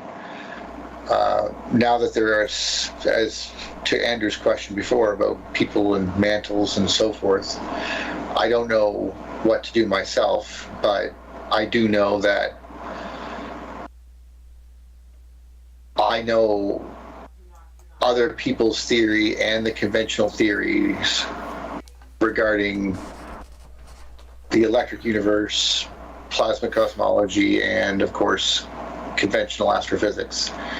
And all three of them, I can keep them separate in my mind, and the nuances between them, just like they were religions. I can tell you the difference between, like let's say Sir Fred Hoyle's point of view versus an Einsteinian point of view, or the difference between John Cook's point of view and Wal Thornhill's point of view, or David Talbot's point of view. It's like I said, I can know the differences, but I want to give people a fair shake, because they're not a lot of times they're not around anymore to defend themselves.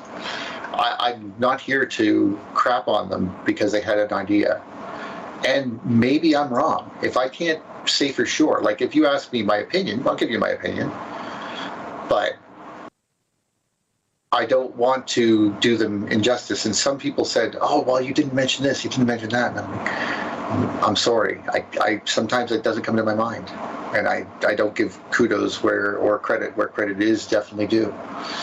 But I think the fact that we can almost go and in some cases go, "Oh, well, that's just part of the basic theory." We all know that. And a lot of us can say that to each other. That tells you how much it's gone, how far it's gone. If you know what I mean. I apologize for saying if you know what I mean, but I'm not getting a response. So I'm assuming you do know indeed what I mean. Yes, of course. I'm listening. Well, it's I guess it's in a way up to us to. Like your specialty seems to be very much into some of the mythologies and some of the other points of view. Me, I just want to keep the story straight and to learn as I go what I might be wrong with, and to say if this then that, and I can be comfortable with saying that, But and I'm also comfortable if it doesn't go that way, because there's none of this could do any more justice to astrophysics and the advancements of mankind if we simply acknowledge that electromagnetism exists in space as it does on Earth, and that it did have an effect in the past. And no one disagrees with those 2 points of view, period. So if that's the case, that's the message. And that message completely destroys Einsteinian relativity all the way to dark matter and black holes and wormholes and time travel. all in one fell swoop. And it's very uncomfortable to people to have that happen because our science fiction is predicated on it. We all want Star Trek. Sorry, it's not going to happen. Well, yes, that Velikovsky even Probably not. said that I today's could be science wrong, fiction right? is tomorrow's science. Right, but I mean, just because we can't imagine it doesn't mean it's actually real. Like I've heard a lot of people say, I've seen a lot of scientific alerts and so forth that say something along the lines of scientists prove and make a wormhole. And I was like, bullshit. That's just the first thing that comes out of my mouth. Yeah, exactly. I never believed it. No, anyway. it's not going to really. No, and then I go read into it, and they go by using magnetic fields and electric currents. Yeah, of course. Yeah. I remember watching. I want to share this with you. I remember watching Carl Sagan and Cosmos back in the early '80s when it was on PBS like once a year. I watched every episode intently because that was really the very beginning of my interest in cosmology. I mean, look at my shirt. But he would sit here and go on about, oh yeah, that's cool. He would sit here and go on about. I have the age there. Never forget. Oh, yes. Because he would go on and on about stars. Like what gravity would do to them and what a magnetar. And I'm like, how could they possibly know this? I was calling them out even before I knew about the universe. They don't even know how plutonium works half the time, and they're trying to, or a nuclear reactor, and they're trying to tell us that they understand a star that they've never seen before because it has a bump on it. That's right. I heard someone say if you took a nuclear reactor back to the 15th century, they would all start dying, and even the people who come to save them would start dying, and they wouldn't even know what they were dying of. And that's a lot of... You do know that you just described something very interesting, right? A historical event. Yeah. Okay. Oh, really? I'm going to, just because you said it, I have to throw it in there. Okay. So I asked one time why, when I was in, I guess, for lack of a better term, we'll call it seminary school, and I was learning theology, I had a rope around my waist as an acolyte or whatever, and then I just basically asked, as a curious soul, why do I have this rope around my waist? Yeah. And the answer was, well, because only one person at a time could ever go in and visit the Ark of the Covenant, and often by talking to God through the Ark of the Covenant, you will die. Yeah, that's what the rope. Probably of radiation poisoning. Right. And the rope is there to pull your body out. Yeah. I would think that they would probably think that it would be something like a god that was mad, or that's how they would look at it, Well, mentality. if I'll say it in a way that makes a little bit more sense in the activity.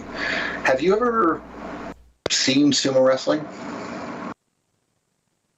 Yeah. Okay. Do you recognize what it is? Well, like in the Velikovskian thing. I can see where the parallels can be drawn, but was that the reason why they started it? I don't know. Okay, so you put the symbol for the right in the middle is a stylized symbol for the Swaterman. Then you have a circle on the outside that represents the hemisphere that you can see at. Okay. And then you get two planet-sized guys, okay, big, round, fat guys, okay, to try to knock the other planet out of the sky. The battle of the gods between Jupiter and Saturn. And if you're only allowed to do one kind of strike besides pushing and throwing, the only strike you're allowed to do is an open-handed slap. So by that nature, we should be able to say that the people on the planet Earth heard the planets hitting each other, and it sounded like slaps. Okay. In some way. I would probably say like they were electrically fighting and electrically arcing into each other and snapping. So, but it couldn't be heard through space because sound can't travel through a vacuum. It had to be the rocks and crystals in the ground vibrating when that EMP went off in space. Yeah. And went pow and chuck every rock in your vicinity on the planet Earth, probably, actually. Andy, are you there? So, just to say, I'm still here, Greg. So, it's amazing how little things like that are the same. They all point to the same thing, and that's, you know, no one knew that better than Wal, I think. Yeah. Are you monitoring chat, Andy? I'm not right now. If you happen to see a question or something. Yeah. I'm about to post another one from James. Okay. Yeah. James, I've known James well. He's. I love reading his comments. He's very knowledgeable, and I assume, he's friends with Wal. I know that. Okay, I sent Wal an email and mentioned that if Saturn brought in Earth, Venus, and Mars, and then was moved off to another position where it has many moons, that Jupiter must have done the same earlier. No. Jupiter. Oh, okay. Let me just finish this because of Wal, Dave, and Dweef Cardona, I now know where the ice sheets came from. How Australia carved some of the strange designs in the northern lands. Well, it seems I says in the northern lands. Yeah. Obviously, there's some amazing. Obviously, Australia has different points of view. But it was obviously also stronger on the southern poles or the southern part of the planet. They talk about the dream time and how the rainbows almost came down and touched the Earth. And they did in some cases. So clearly there's some stronger effects going on down there, especially across a relatively flat landscape. The other, as you mentioned, regards to the I think that if I was a betting man, I think that Saturn dropped off the Earth a while ago. Jupiter was on the inside where Mercury is, probably really close to the sun. And then it was perturbed when Saturn came around, and eventually that perturbation resulted in the Clash of the Titans, the two giant gods, which fought for control of the skies over the northern part of Earth. And then everything that died, quote unquote died, the gods that died went out to the south along the ecliptic, across the river Styx, across the seven seas, paid the boatman, and went with the Grim Reaper out towards the southern area, which of course would be the ecliptic out towards Pluto that way. And that's why hell is always misinterpreted then as somewhere under the earth, when in actuality it's the underworld is just beyond the rings. Anything beyond the rings is the underworld. Everything above the North Pole is heaven, more or less. Were you aware that the tides are up and low according to the barometric pressure, which is low and high at the same exact time every day, twice a day? Yes, I live in the place with the ironic, not coincidentally, I live in the place with the highest tides in the world. 10 o'clock and 4 o'clock is for one of them, and 4 o'clock and 10 o'clock, the other ones, is for the other. It's just amazing how how that is. So the solar system has to be working like a clock. No. It would seem it does minor variations, but I'd like to point out that the moon and the sun dance with regards to tides. There's deep tides and neap tides, ones that are, because they're in line with the sun, they can pull more water.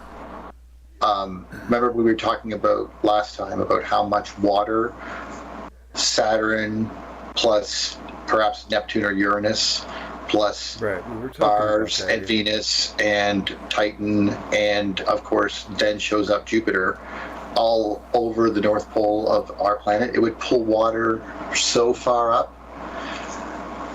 It would be all up by the North Pole and all along the shores of the South Pole. And that's a lot of water, especially then it would stop. Like when it's no longer being heated, it's just going to rain down like it's never rained before. Planets are long-range repulsive and short-range attractive, says Wal Thornhill. Yeah, they are. Or the other way around. Let me think about that for a second. I make notes. When I watch things, I keep notes. No. It's long-range attractive, short-range repulsive. He says it's long-range repulsive, short-range attractive. You think? Yeah, I mean, I'm pretty sure I know what video that is too.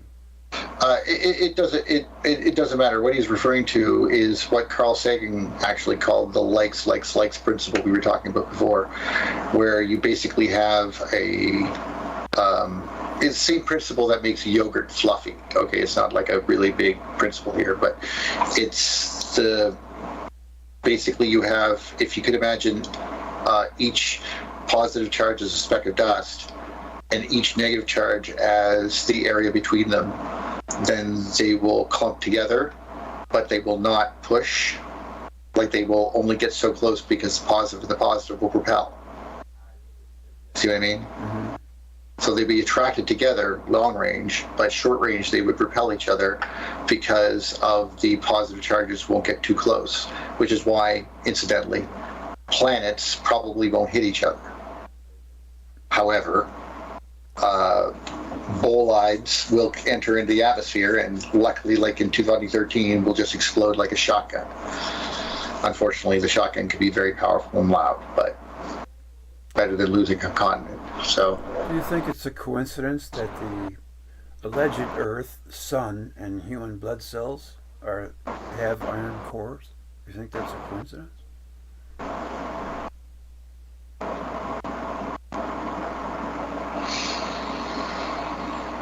Did you hear that? I did, but I'm thinking. You think, yeah, good. That's good. That made you think. I think it's because of different principles. One is the processing of oxygen in our blood. The iron in the nuclear sense, as we've talked about with other members on the Electric View with regards to, for example, Edo Kahl, we were talking about how the sun might have an iron coating around it because that's where the connection, that's where it basically does the fusion process goes from hydrogen to helium to down to oxygen, and it stops at iron. Which also, by the way, is the one material that concentrates magnetic fields. It's very interesting that it also stops at that point.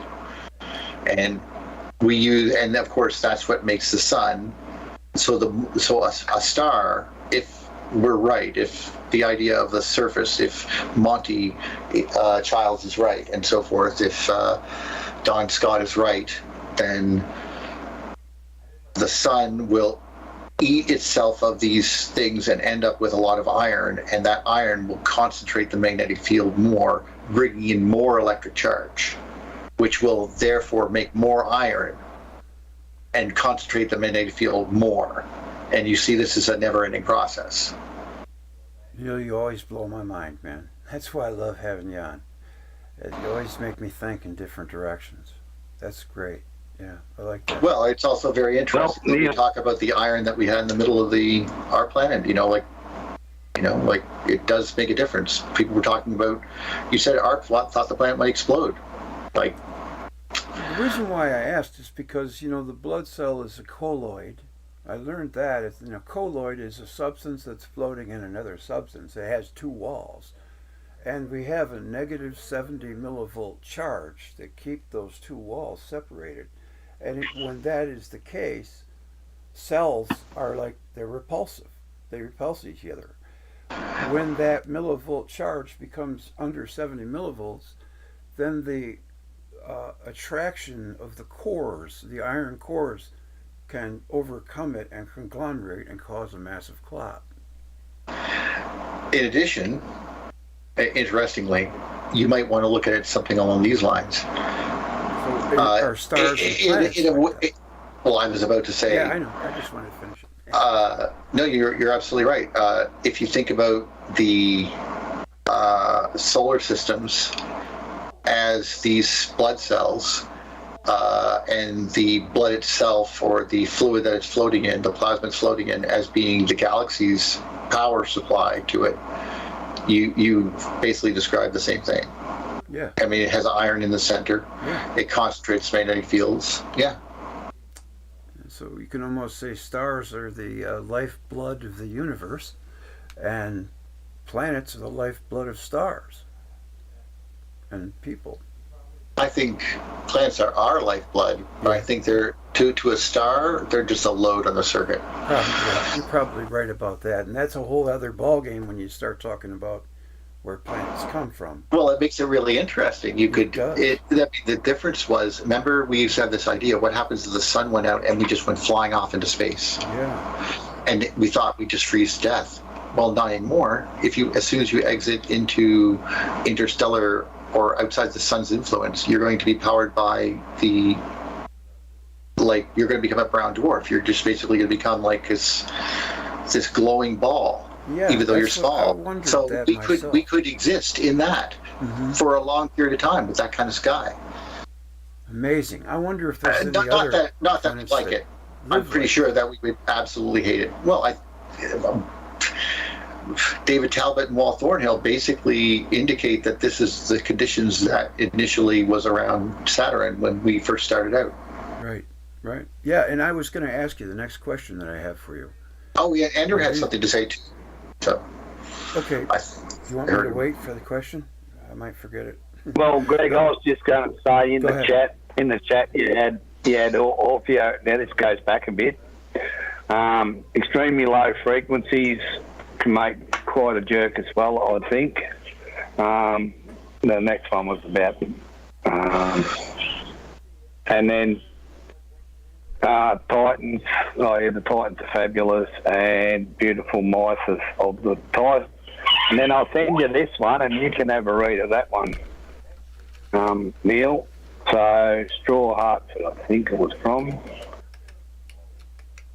Okay, most recent planetary close encounter is Venus. Yeah, okay.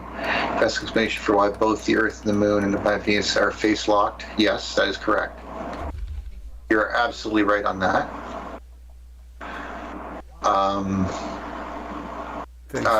Basically, that is your. If you want to know, that's the Mayan calendar right there. What you're describing is not unlike the Mayan calendar. The Mayan calendar can, if I'm not mistaken, and someone correct me if I am, but if I'm not mistaken, it's basically a Venusian calendar. It's these wheels go around, and when they connect, this is when bad shit happens, type of thing. Yep, and I'll send you another one too. Okay, let's take a look here. Take a look at that one, then I'll ask my question. Test Smith decoded. My research agrees with your statement. Okay, yeah. Mars, okay. I'm trying to read. I'm sorry. Do the best I can.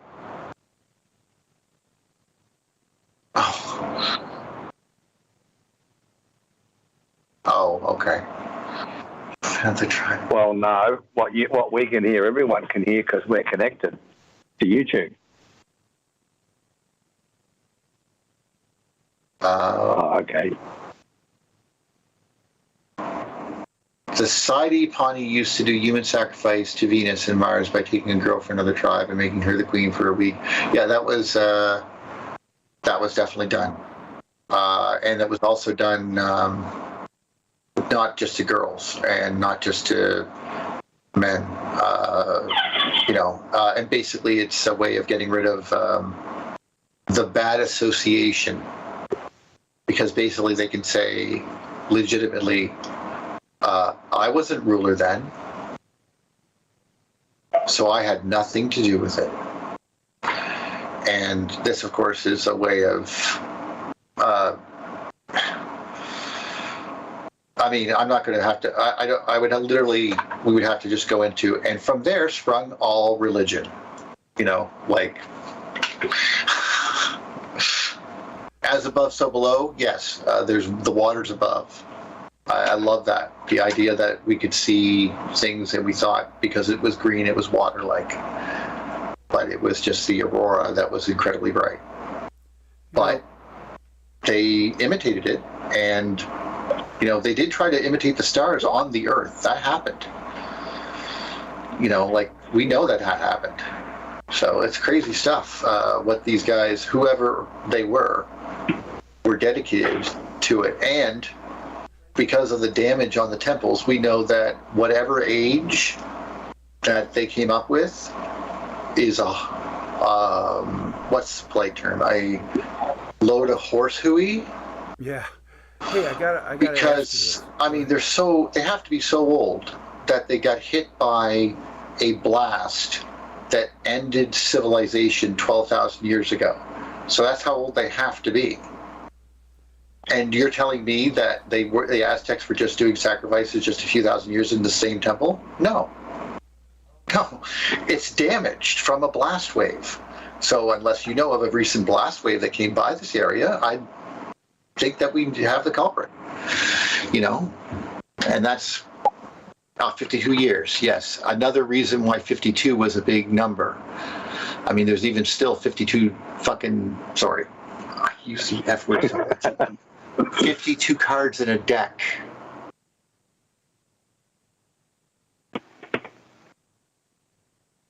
And hey, Tess.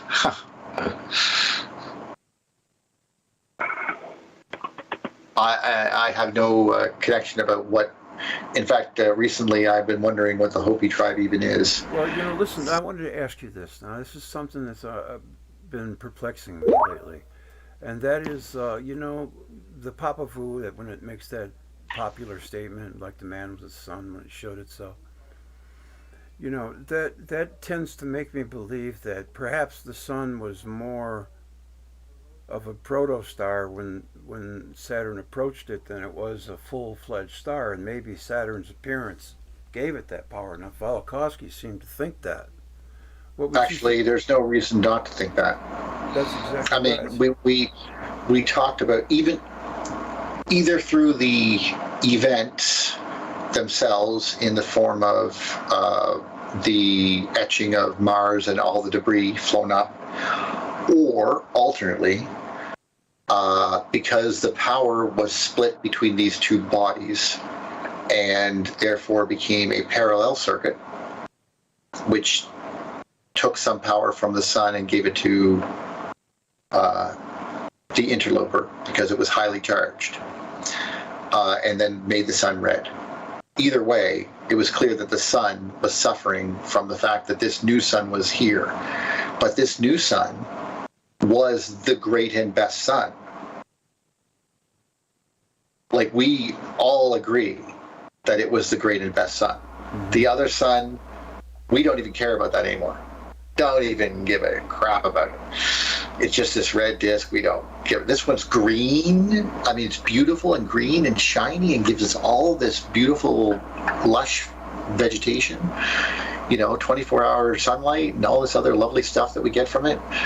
And then suddenly the Clash of the Titans, and then King Arthur is gone because of Mordred out across the burning boats, and the land suffers. Yes. Yeah. If only Galahad had found that Holy Grail, we would have been fine. Yeah. Do you think it really exists? Well, the Holy Grail to me is a Squatter Man, and Galahad was a constellation that was heading off in that direction.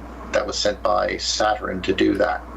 I would interpret something Velikovsky argues that the gentleman, Jonathan Swift, I believe is his name, that wrote Gulliver's Travels, which was a fairy tale that my dad used to tell me as a bedtime story. I'm aware of it. Yeah, and one of my favorites. But he said that he claims in it that Swift mentions both moons of Mars and names them correctly and their orbit times.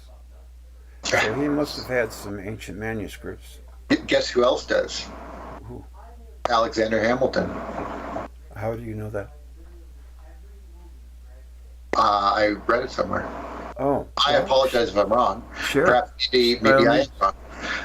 But they were called, even then, the dogs of war, Phobos and Deimos, even though no one could see them. That's the part that I found much more interesting, because there's a thought that is somewhat comfortable to think about, that we could see 4 moons all around Jupiter, and we had 1 moon around us, so there had to be 2 moons around Mars. See, that's an argument. It's not really convincing, but it is an argument. Mm-hmm. When you put that they were always called Phobos and Deimos, that changes things. Yeah. Well, Neil, I've got a few more in the chat for you. Go ahead. Well, yeah, you pick out the ones that you'd like me to answer then. Thank you, Andy. Well, I'll pick up most of them because, they're all listening. They're all sort of relevant, and yeah. Well, pick one at random then. Let's see. I've got one there now. 88 keys on the piano. Yeah, anyone who understands Dave Talbot material knows that all the religions came from the set of events we're discussing, and that none of them are worth believing. Well, yep. Well, actually, there's I like Velikovsky when he was asked by Leonard Cohen, actually, in his house in I think it was 1970 or 71 or something. And he said, "What rituals does mankind do today that stems from this time?" And Velikovsky replied, "All of them." That was his answer. Every single one of them. The reason why women have braided hair, the reason why women have long hair, the reason why they wear skirts, the reason why we all wear skirts, the reason why we had pillars on either side of doorways, the reason why we have 2 candles on either side of an altar, the reason why we have snakes as a symbol of power, all of that. Everything. Every building, every structure, every architecture, every movie, everything we do actually could be argued is stemmed from that. Well, it could be argued. Yes. Let's finish it up. I want to keep this video. Yeah, yeah. And so, are there any more questions we've got from the peanut? No, I'll put a couple in there from James, and then others have answered and joined in. So, yeah, I think I've got most of them. Because we have a little more time if you guys want to keep going for a little while longer. But as long as it's under 3 hours. I'm not going to be staying for 3 hours. I have my back is still hurting me from earlier. I had to go dig some papers out from a thing, and anyway, needs to say that 3 hours to me is like a bathroom break. Oh, I'm not saying I'm staying there, but yeah, well, we've been going nearly 2 hours, and it's been pretty good. Yeah, so, I wanted to keep it pithy, so if people don't we can always wrap it up and then come back. Yeah, come back another time. I would love to on do that. There you get more things coming out to discuss. You're always enlightening, Neil. Always. It's a pleasure to speak with you, and I know Andy enjoys it too. Thanks for the help. Yeah. I am only as good as my intellectual forebearers. Yes, right. That's true. And if you look at it, you could say too that what Wal Thornhill and that did was they progressed the work that Velikovsky did into its next evolution, and then from there, all we can hope for is that it will continue, and out of it, some of the answers that will come that will help humanity in the greater role. Well, You know, let's think of I want to think of something that brings me back to a beautiful idea earlier on. You mentioned about handshakes. If you think of handshakes genuinely as the passing of intellectual descendancy,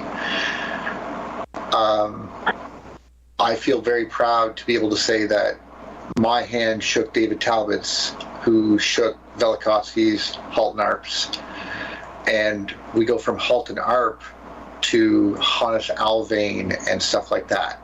Like, that's how short this list is, really. I'm amazed that in this short period of time, we managed to even remotely rile the foundations of academia. I mean, the fact that they have to fight you is a great thing. I mean, I have nothing to lose. That's one of the great things. And I'm educated enough to know when I'm full of crap or when I might be. Well, the other thing that some folks might not see is, think of all that man had to put up with in the way of obstacles from the mainstream. I mean, he has just... And he handled it with grace. Always, yes. Just a never tired soldier. A soldier in the electric universe. That's what he was. He was going... I don't know how he did it, because just trying to even pretend that I was even something that could no. But he was a true believer. But not class, even total class. Yes, that's it. And he would go to these. He would go out of his way to find a lecture by some mainstream guy, politely sit there, and when it's question and answer time, the guy would want to run for the exit when they see Wal. I would imagine they're like, "What? Look out for that dude! He's coming." Oh yes, just like Stephen Carruthers. If I had a mathematical proof and Stephen Carruthers walked in the door, I would just go, "You know what? I'm going to take my proof back and work on it some more." He was definitely dedicated. He picked up the gauntlet that Velikovsky laid down. Unfortunately, our mainstream scientists are too busy in their little towers, to know what's really going on. But I've heard said a few times that engineers that are working like in top secret stuff, they're not following Einstein. I think one of the few things Einstein ever said that was true, in my opinion, was that imagination is more important than knowledge. Because in knowledge, we only have what we know, but imagination leaves the road open to know more. That's correct, yeah. Yes. But I would also never, some people take that grace that Wal had. Yeah, I know. And are more harsh than I think that they should be, because I wouldn't know any better if I were them, and I could be them. Like, I could see myself working as an astrophysicist on a project and me dismissing me because I would think I was ignorant because I didn't know better. But I could see that. But what like it's a weird. Well, the trouble is that if you know better, then you know better. The trouble is, not a lot of these.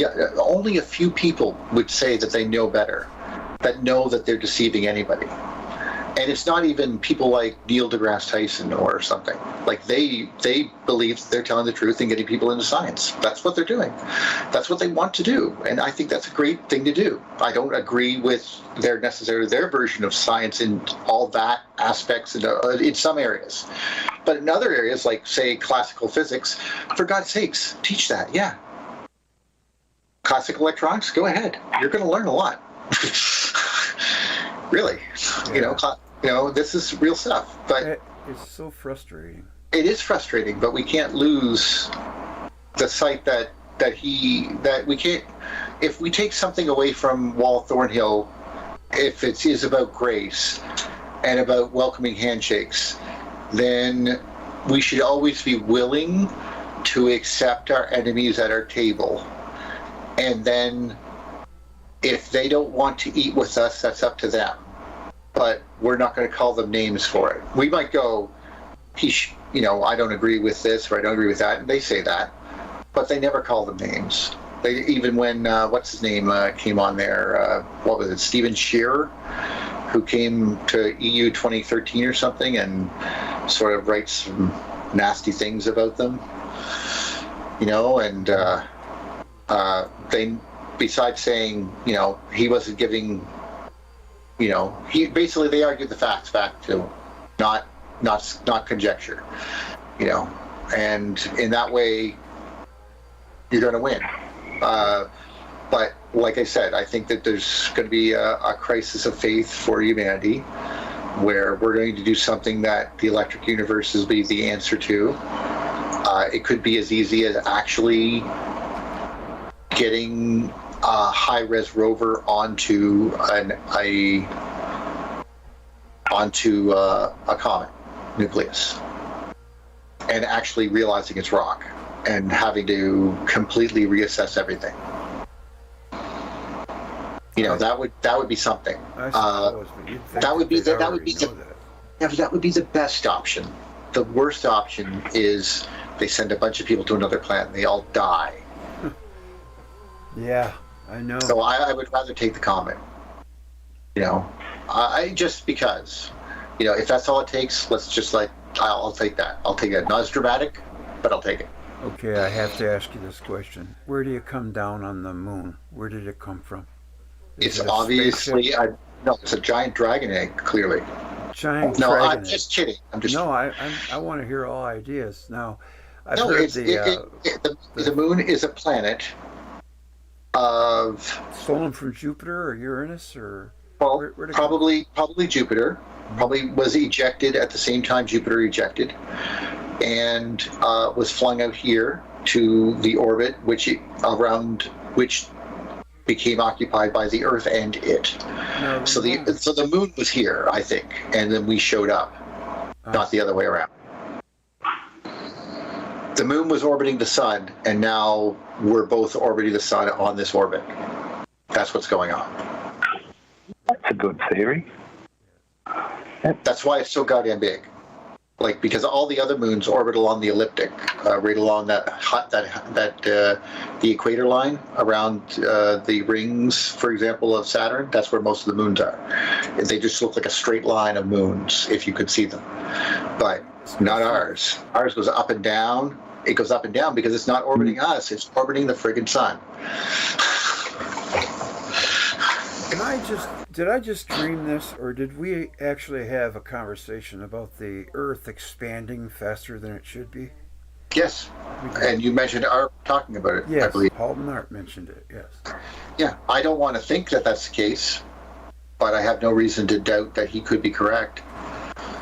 But I'm not a doomsayer. Where do you think? I'll leave that to perhaps, and I don't want to say this in a negative way, but there are other people in the electric universe community whom might be more doomsay. Do you know Ralph Sandsbury?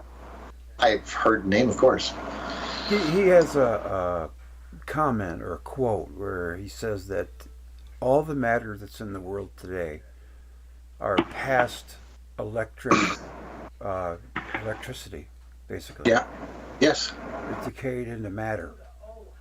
More or less, yes. That's why I mentioned that there's probably bigger structures inside of a proton that we can't see yet. I hate that meme. I always look for it. I can never find it. What, protons? Or that meme. No, I was just saying I can't get rid of it.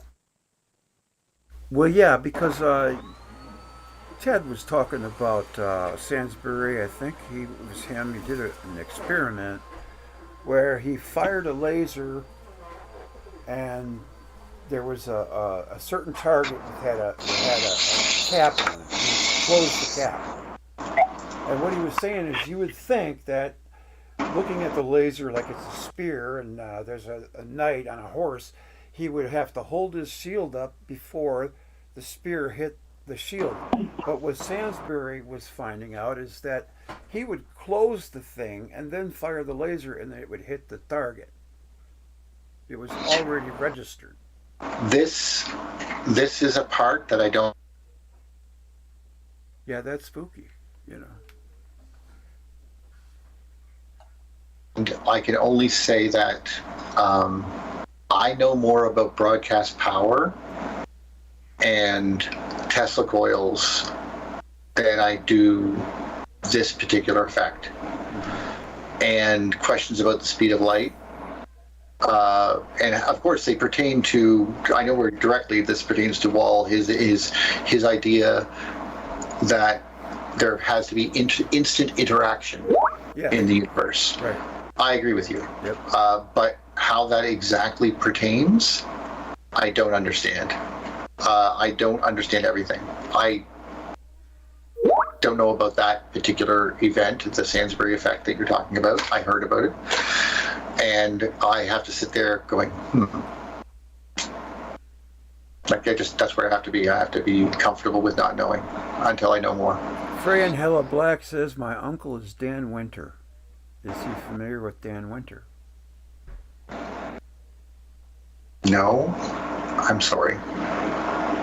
It sounds like a writer that I should know. Straw Hatford King Pirate says, how did Mars circleize? Circleize? Is that a word? How did it make its Circleize orbit? Venus orbit. Mars? Yeah. Mars, I don't think, did as much as it saved us from getting smoked. We were getting smoked by Ishtar raining fire down upon us and destroying the Sumerians or whomever. And then it jumped, the dragon jumped and attacked Mars. And Mars took the hits for us. He saved us.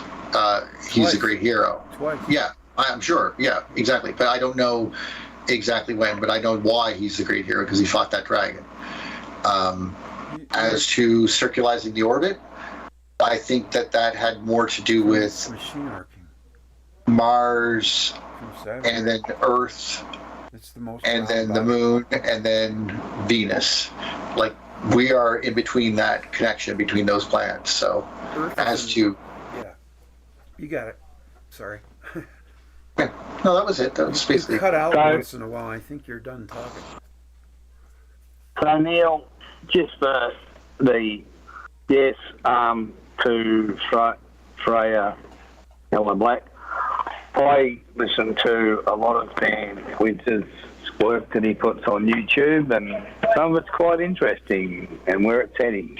You know, Well, send me a link. I'll look at don't it. you think that the reason why Venus is the roundest planet that's the reason why it's the most equilibrium planet in the solar system? The Earth is an oblate spheroid. So by being machine arced by Saturn for all that time that all those things were going off, you know, all the insignias and symbols, is probably what carved it to a round circle like a marble. I think the reason it's so round is because it was ejected recently, and it hasn't been hit by too many other bodies. It's always had a positive core charge.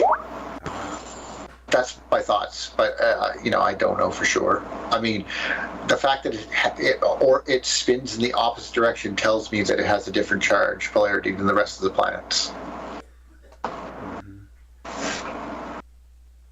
Because it's right-hand rule, spins in one direction only. Just like you don't get a hurricane that goes in the wrong direction. It doesn't spin in the other direction. Are you in agreement with the Herbig-Haro object hypothesis, or could be a theory? I don't know, but I know what a Herbig-Haro object where the is. Birkeland But current that's holding it all together, it's like cosmic lightning. You know, it's like a bolt, and it finally dissipates. And now these planets are free, and could they form a solar system from that? Is the question. I suppose they could. I can't see no reason why they wouldn't. I agree. Yeah. Like I said, if something even worse could happen, they could do what happened to the Earth. A bunch of bodies got together and said, "Hey, you know what? We're a bunch of individual bodies. What would be really cool is we should all be crushed into one ball." Great idea. Boom. And I think that there's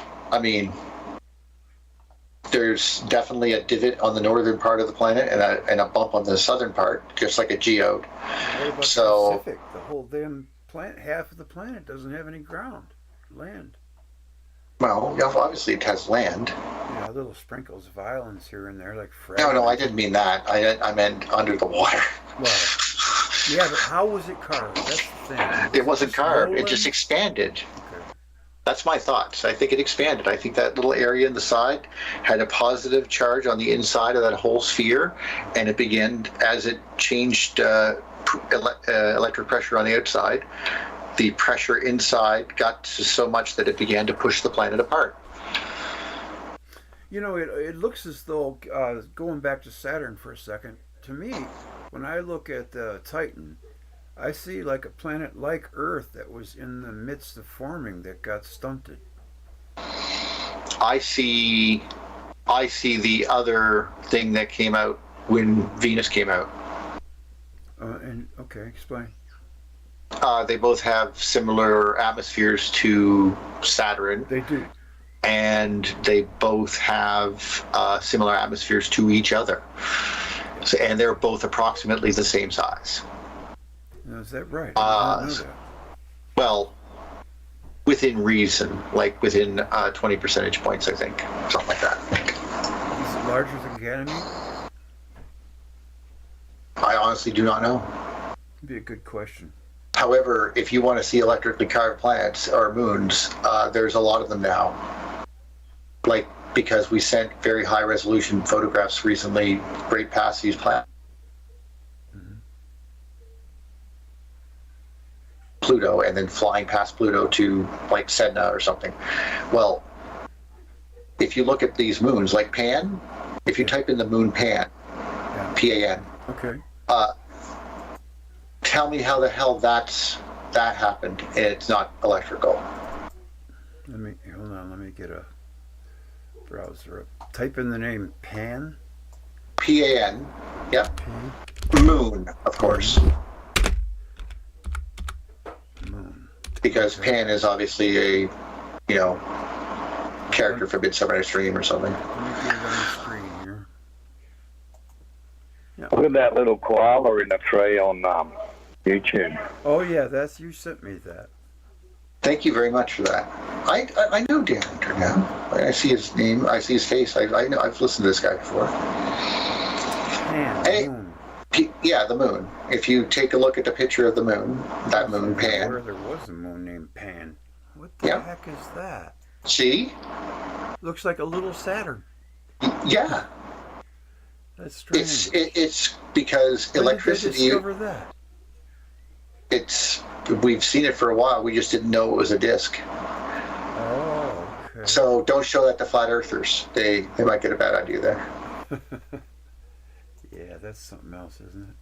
But anyway, I'm just saying that it's quite possible that the pinching of the sphere didn't complete, and it became a disk, and that's it. That's an uncompleted sphere, an uncompleted moon. That's what it looks like. I'll be damned.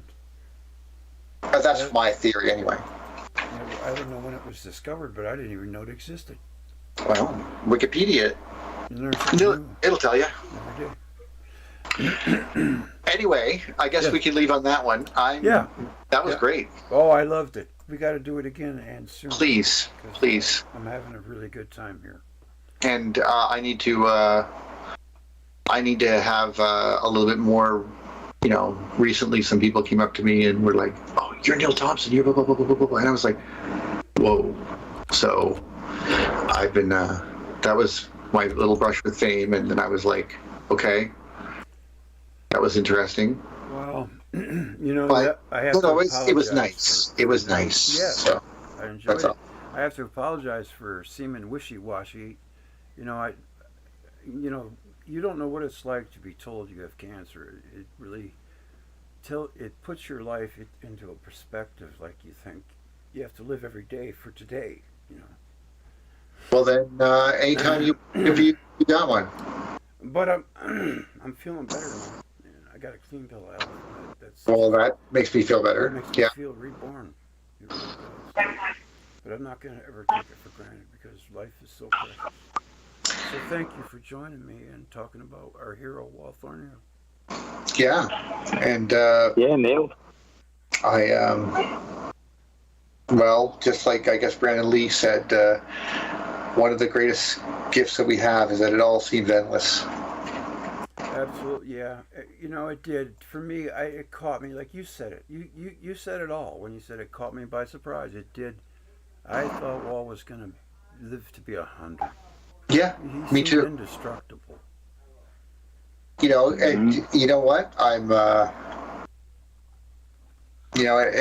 no time like the present. You know what you should do? You should call up and you should have an interview with William Shatner, and I'll show up and we'll have a conversation. Well, yeah, I'm sure he'd say yes. Oh, yeah. Well, what's he have better to do? He's 93. All his friends are dead.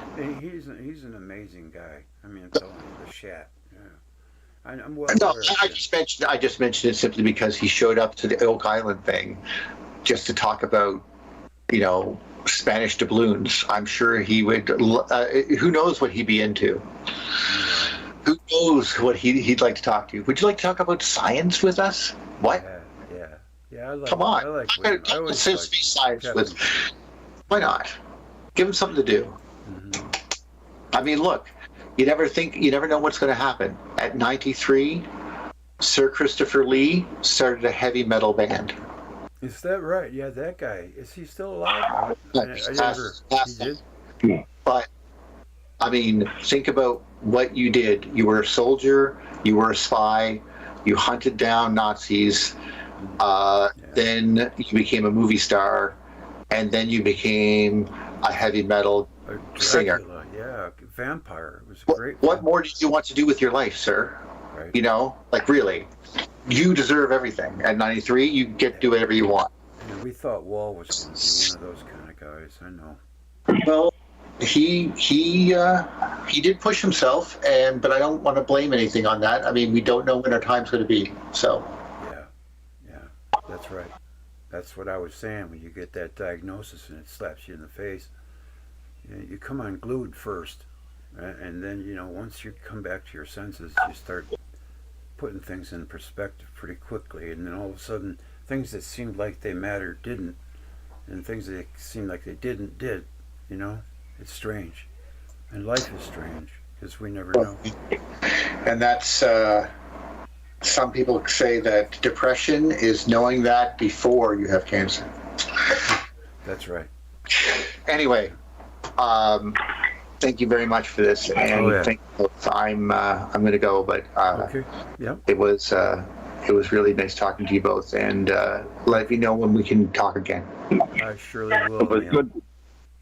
It was good, Neil, and we also had a good group of chatters too. Yeah, we did. I don't want to detract anything from them. They were wonderful. Thank you all. Yeah, thank you, Shockwave and Tess, both of you. I definitely know you.